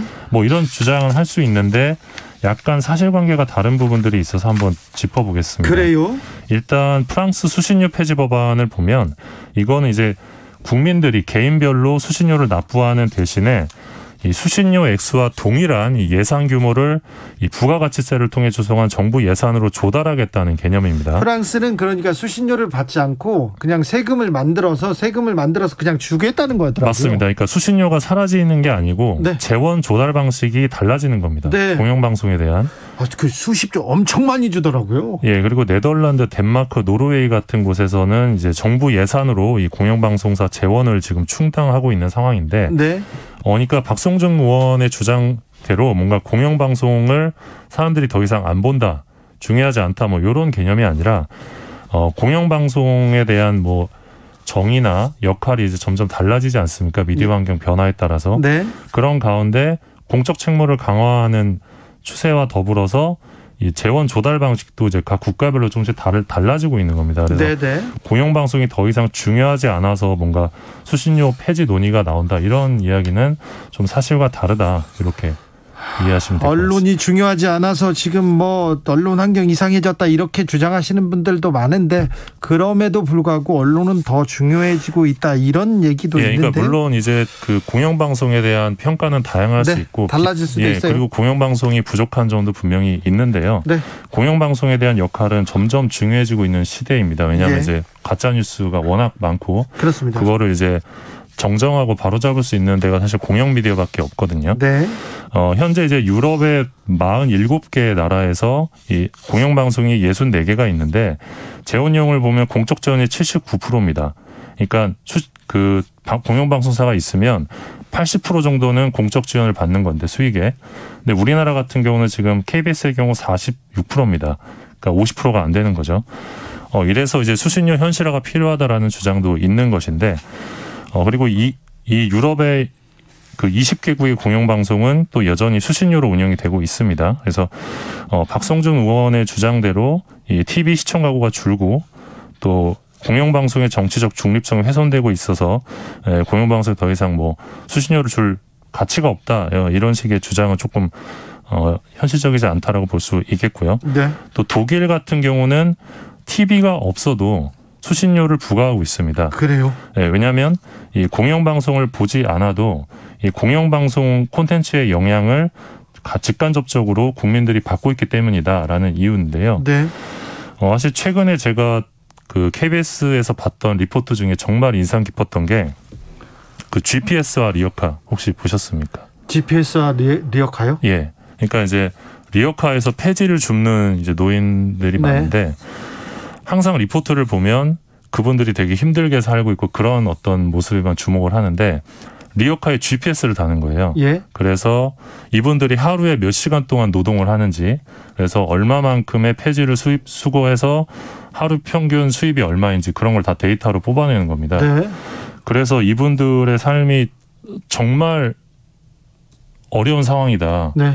그걸 이제 수치적으로 증명한 최초의 시도였고 또 이분들이 폐지를 수집해서 또 폐지장에 주는 행위가 또 경제에 되게 도움이 된다고 합니다. 네네. 그래서 환경에도 도움이 되고요. 예, 그래서 이분들이 어떤 노동의 가치에 비해서 수입이 너무 적다. 그래서 어떤 사회적인 논의가 필요하다라는 그런 메시지를 전한 그런 보도였어요. 예, 그게 이제 KBS 대구천국에서 나온 보도였는데 네. 굉장히 인상 깊었는데 이게 사실 공영방송이 아니면 나올 수 없는 리포트라고 생각을 합니다. 네, 좀 알겠어요. 말이 좀 길었는데 네. 사실 1999년에 헌법재판소에서 이 수신료를 두고 이거는 조세도 아니고 서비스 수수료도 아니다. 이 공영방송 사업이라는 특정한 공익사업의 소유 경비를 충당하기 위한 걸로 일반 조세와는 다르다 이렇게 헌재가 판단한 바 있습니다. 그런데 아무튼 2,500원 수신료가 언제 정해졌다고요? 1981년입니다. 81년요? 네. 지금 그러니까 40년 됐습니까? 예, 그 당시 뭐 물가 상승률 같은 걸 감안하면 이 당시 2,500원이 지금 한 13,000원, 14,000원 정도라고 알고 있는데요. 지금도 2,500원입니다. 그래서 사실 수신료 인상에 대해서는 각자 의견이 다를 수 있는데 사실 박성준 의원의 주장처럼 뭐 분리징수를 해야 된다 이런 주장들이 과연 이 공영 미디어의 발전에 도움이 되는 논의가 될 수 있나라는 건 좀 의문입니다. 왜냐하면 국민의힘에서도 이미 대선 공약으로 수신료 산정위원회 가져가겠다고 했는데 아직 설치도 안 했거든요. 네. 이 산정위원회를 설정해서 이 공영방송의 공적 측면에 맞는 그 역할을 부여하고 거기에 따른 공적 재원을 투여하는 게 맞는 건데 그런 논의는 없고 좀 정치적인 주장만 좀 나오는 것이 아닌가라는 생각이 좀 들어서 안타깝습니다. 다음으로 만나볼 이야기는요? 한 가지만 더 얘기하고 싶은 게 있는데 공적 그럼 주진우 라이브 공적 책무 잘하고 있다 그런 얘기도 좀 해요. 다른 데 가서 하라고요. 네. 그 모든 공영방송의 화두가 사실 접근성의 문제거든요. BBC나 NHK나 다들 요즘 스마트폰으로 모든 걸 해결하기 때문에 공영방송이 점점 시청자들과 멀어지고 있습니다. 그래서 개인적으로는 이 공영방송이 시청자들을 위한 무료 OTT를 만들어야 된다고 생각을 하고 있습니다. 네. 정철훈 기자의 생각입니다. 네, 좀 네. 일단 좀 잘 살아남아야 될 텐데. 네. 네. 그러니까 거기에 따른 재원도 다시 요구를 하고 그런 식으로 해서 디지털에서도 공영방송이 살아남아야죠. 네. 아니 그런데 그 정권이 바뀌었다. 뭐 정권이 바뀌면 수신료를 이제 올려줘야 된다고 하던 사람들이 이제는 또 분리해야 된다, 깎아야 된다 이렇게 얘기하고 또 뭐 정권에 따라 이렇게 왔다 갔다 하는 거 이거 좀 불합리한 것 같은데요. 네, 좀 맞습니다. 씁쓸합니다. 이은우님께서 팩트체크 감사합니다 얘기했습니다. 다음으로 만나볼 이야기는요. 네, 이 국회 단독 사진 최근에 좀 이슈가 있었는데 큰 이슈였죠. 네, 이게 사실 역사가 좀 있습니다. 네. 2013년에 심재철 새누리당 의원이 본회의장에서 이 여성의 나체 사진을 보는 장면이 큰 화제됐죠. 네, 오마이뉴스 단독이었는데 당시 심의원이 누가 카톡으로 보내줘서 봤더니 그게 나왔다 해명을 했는데 거짓이었습니다. 네. 당시 민중의 소리가 또 다른 사진을 보도했었는데 심의원이 직접 검색창에 누드라는 단어를 입력한 사진이 찍혀가지고 국회 본회의장에서 누드를 찍어가지고 지금 그걸 봤다고요? 예, 그런 아이고, 망신이 있었고 2014년에는 권성동 새누리당 의원이 국정감사 도중 비키니를 입은 여성 사진을 보는 모습이 찍혔습니다. 네. 머니투데이 단독이었는데 당시 권 의원은 기사를 검색하다 잘못 눌렀다 해명을 했었습니다. 어떤 기사를 검색하신 건가요? 예, 2020년에는 윤영찬 더불어민주당 의원이 뉴스원 카메라에 걸렸는데 그렇죠. 이 주호영 연설이 메인에 바로 반영된다라고 하니까 이제 다음 포털 메인 화면이죠. 그러니까 카카오 너무하는군요. 들어오라 하세요. 이렇게 지시하는 내용이 찍혀가지고 그 어떤 여론 탄압 아니냐 뭐 이런 비판을 받았었고요. 예. 또 민주당의 강훈식 의원은 대표 후보 국감 도중에 게임을 하던 모습이 2017년과 2020년 두 번 찍힌 바 있습니다. 아, 그렇습니까? 네. 사실 뭐 이번에 윤석열 대통령이 이준석 대표를 향해 내부 총질이나 하던 당대표라고 표현한 문자 메시지 엄청난 파장을 낳고 있는데 요건 이제 동아일보 단독입니다. 네. 아시겠지만 국회 본회의장 가면 사진 기자들이 찍는 데가 있는데 되게 높습니다. 저기 국회 본회의장은 그 안으로는 그 외부인이 못 들어가서요. 저기 방청석 끝에서 이렇게 망원 렌즈로 당겨서 찍어요. 이 400mm 망원 렌즈로 찍어서 찍는데 보통 이제 당대표나 그러니까 원내대표급이면 계속 쳐다보고 있다고 보시면 돼요. 사진 기자들이. 근데 이게 찍힌 거거든요. 근데 보면 대화가 오전 11시 40분경에 대통령과 대화를 한 건데 이거를 오후 1시 39분에 본 겁니다. 권성동 원내대표가. 네. 그래서 일부러 보여준 거 아니냐라는 그런 얘기도 좀 있는 상황이고요. 그런 얘기도 있는데, 주장입니다. 2015년에도 이제 김무성 새누리당 대표가 국회 본회의장에서 이 문건파동 배우는 KY 내가 꼭 밝힌다 두고 봐라 뭐 이런 메모가 적힌 수첩을 넘기다 카메라에 포착된 바 있는데요. 당시 K랑 Y가 김무성 유승민이다. 뭐 이런 추측이 돌았고 이 두 사람이 당시 정윤의 문건 유출 배우라는 얘기가 좀 파다했거든요. 그래서 김무성 대표가 청와대 견제서를 폭로하기 위해 일부러 노출했다 이런 해석이 나오기도 했습니다. 네, 그래서 지금 해석이 분분한 겁니다. 네. 자, 기자들의 수다 미디어 오늘 정철훈 기자 함께했습니다. 감사합니다. 고맙습니다.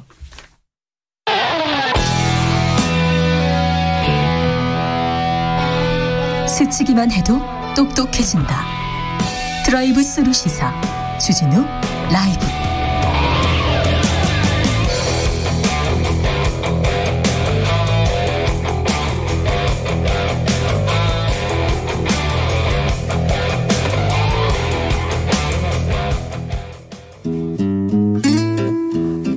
현실의 불이 꺼지고 영화의 막이 오릅니다. 영화보다 더 영화 같은 현실 시작합니다. 라이너의 시사회. 영화 전문 유튜버 라이너 어서 오세요. 네, 안녕하세요. 오늘은 어떤 이야기 가볼까요? 네, 오늘 지난주처럼 휴가철에 볼만한 작품을 선정해봤습니다. 휴가철 특집 이어집니다. 네, 휴가철에는 늘 영화가 필요하고요. 지난주는 노인을 위한 나라는 없다.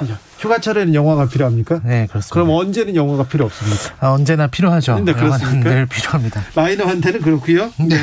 자, 지난주에 노인을 위한 나라는 없다. 굉장히 소름 돋았는데요. 이번 주는 또 어떤 영화일지. 네, 이번 주도 오늘도 날이 덥기 때문에 뭔가 등줄기가 서늘해지는 그런 반전이 있는 작품들을 가져와 봤습니다. 두 편의 영화를 소개해 드릴 건데요. 한 편은 소우라는 영화고요. 소우.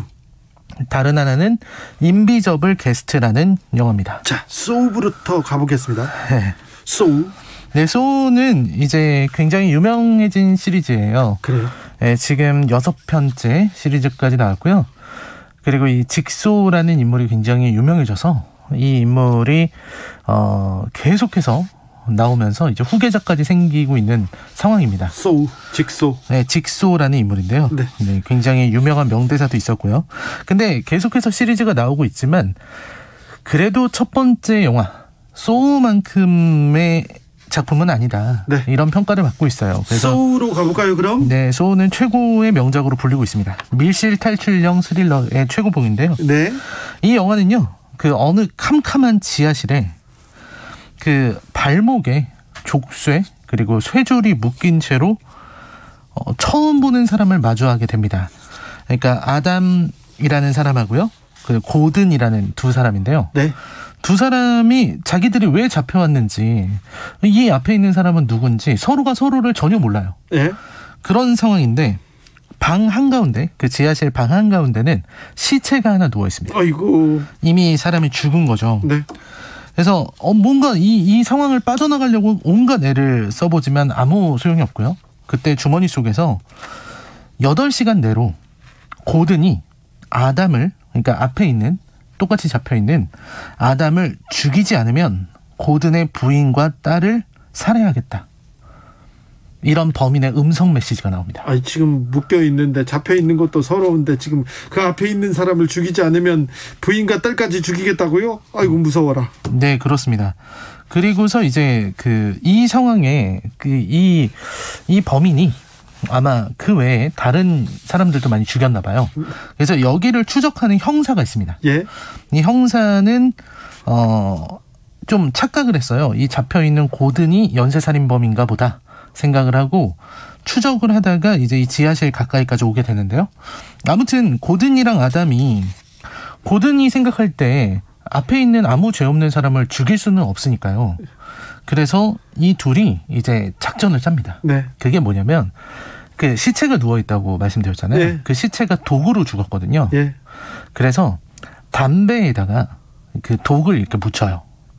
그리고서는 아담에게 이렇게 주는 척하면서 사실은 독을 안 묻힌 담배를 주는 거죠. 예. 그리고서는 이제 아담이 혼신의 연기로 죽은 척을 합니다. 예. 이 담배를 피고. 예. 그랬는데 이 범인은 정말 악독해서 그 죽은 척하는 아담에게 전기 충격을 합니다. 한 번 죽었는데, 이미 죽었는지 보려고요? 네, 전기 고문을 하는 거예요. 저는 이 상황도 복잡하고 이거 왜 이렇게 괴로운 상황에 들어가서 그 영화를 보면서 서로 같이 괴로워야 되냐고. 난 이런 영화를 보는 사람들 이해가 안 되는데 꼭 봐야 되겠어요? 네, 그렇습니다. 네, 가볼게요. 봐야 됩니다.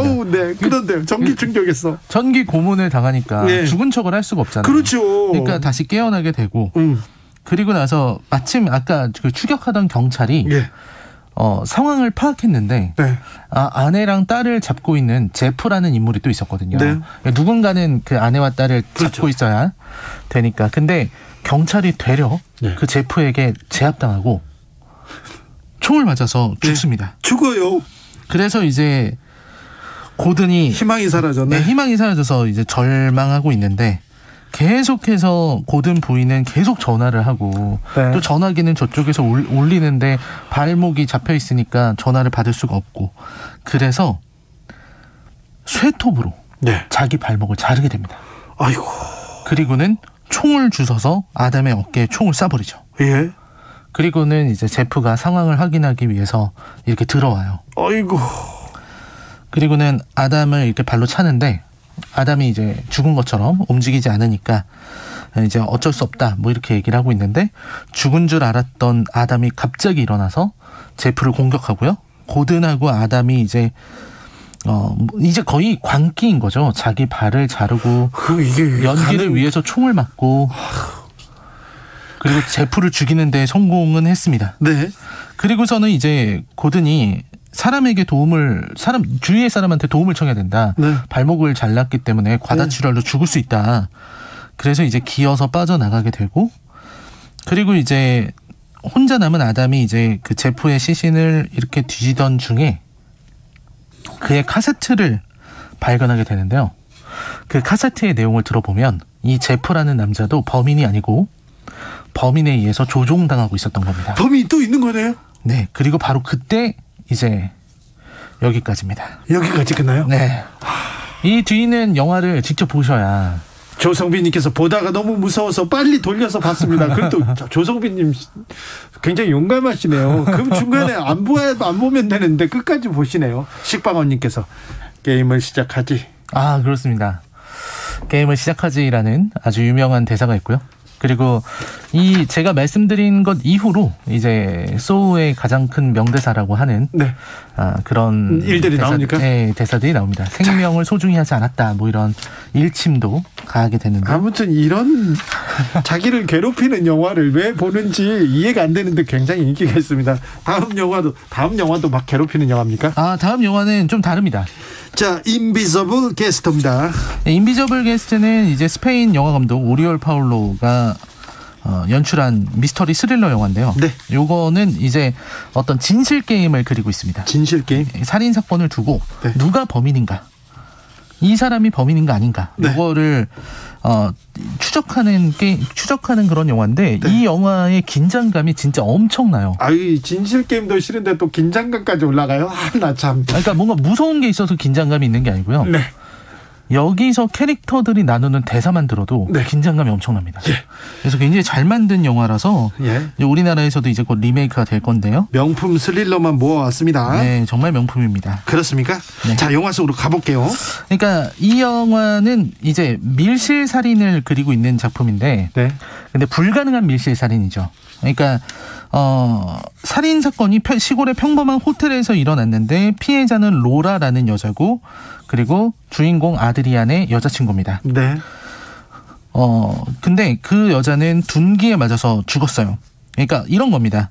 호텔에 들어갔는데 누군가가 아드리안을 습격해서 기절을 시키고 그 후에 로라를 살해하고 어디론가로 사라졌다는 겁니다. 그런데 그리고 이제 정신을 아드리안이 차렸는데 경찰들이 들이닥친 거죠. 당연히 아드리안이 살인 용의자로 경찰에 잡힌 상황입니다. 근데 문제는 뭐냐면 이 아드리안이라는 사람은 그 IT 회사의 젊은 CEO입니다. 예. 그러니까 굉장히 돈이 많은 사람이죠. 그래서 최고의 변호사를 고용을 하는 겁니다. 네. 그 최고의 변호사, 한 번도 진 적이 없는 무패 변호사를 그 사람이 이제 마지막으로 승리하고 은퇴하기로 했는데 더 큰 돈을 줘서 그 변호사를 불러오는 거죠. 네. 그 변호사는 아주 머리가 희끗희끗한 여성 변호사인데요. 그 변호사가 나타나서 이제 아드리안과 진실 게임을 시작하게 되는 겁니다. 네.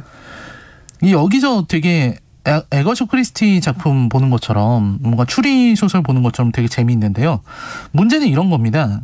누군가가 들어와서 아드리안을 기절시켰다고 아드리안은 주장하고 있는데 근데 들어온 흔적도 없고 누군가 나간 흔적도 없기 때문에 살인이 불가능에 가까운 것이죠.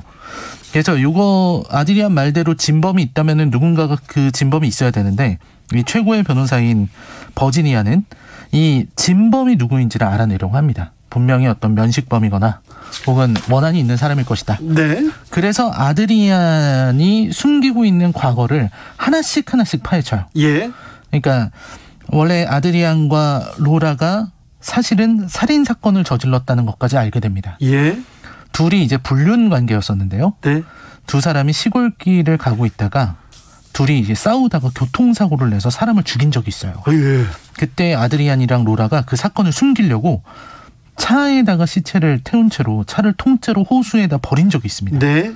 그래서 그 사건을 이제 계속 파헤치면서 누가 아드리안을 이렇게 함정에 빠뜨린 것이냐 이거를 계속해서 찾아가는 이야기가 되는 거죠. 예. 그래서 이 교통사고를 숨기기 위해서 아드리안이 자신의 영향력과 돈을 동원해서 이 사건을 거짓으로 숨겼다는 걸 알게 되고 버지니아는 그래서 피해자의 아버지 호수로 빠뜨린 피해자의 아버지인 토마스라는 사람이 범인일 것이라고 추정을 하게 됩니다. 그리고서 이제 정말로 그게 사실이냐 차를 호수를 밀었을 때 어땠냐 뭐 이런 것들을 알게 돼요. 근데 그 안에서도 아드리안은 계속 거짓말을 했어요. 네. 차를 몰고 있었던 것이 로라였느냐 아드리안이었느냐. 아드리안은 처음엔 로라였다 그랬어요. 네. 그리고 교통사고가 났을 때 그 남자가 죽어 있었느냐라고 물었을 때 아드리아는 죽었다고 했지만 사실 진실을 알아보니까 그 남자는 숨을 쉬고 있었습니다. 아, 그래요? 숨을 쉬고 있었는데 호수에 빠뜨려 죽였었던 거죠. 그리고 이제 버지니아가 계속해서 아드리안을 추궁하고 밀어붙이고 그를 자극하면서 그의 거짓말을 완벽한 논리로 격파하고 마침내 이 영화는 범인의 정체를 밝히게 됩니다.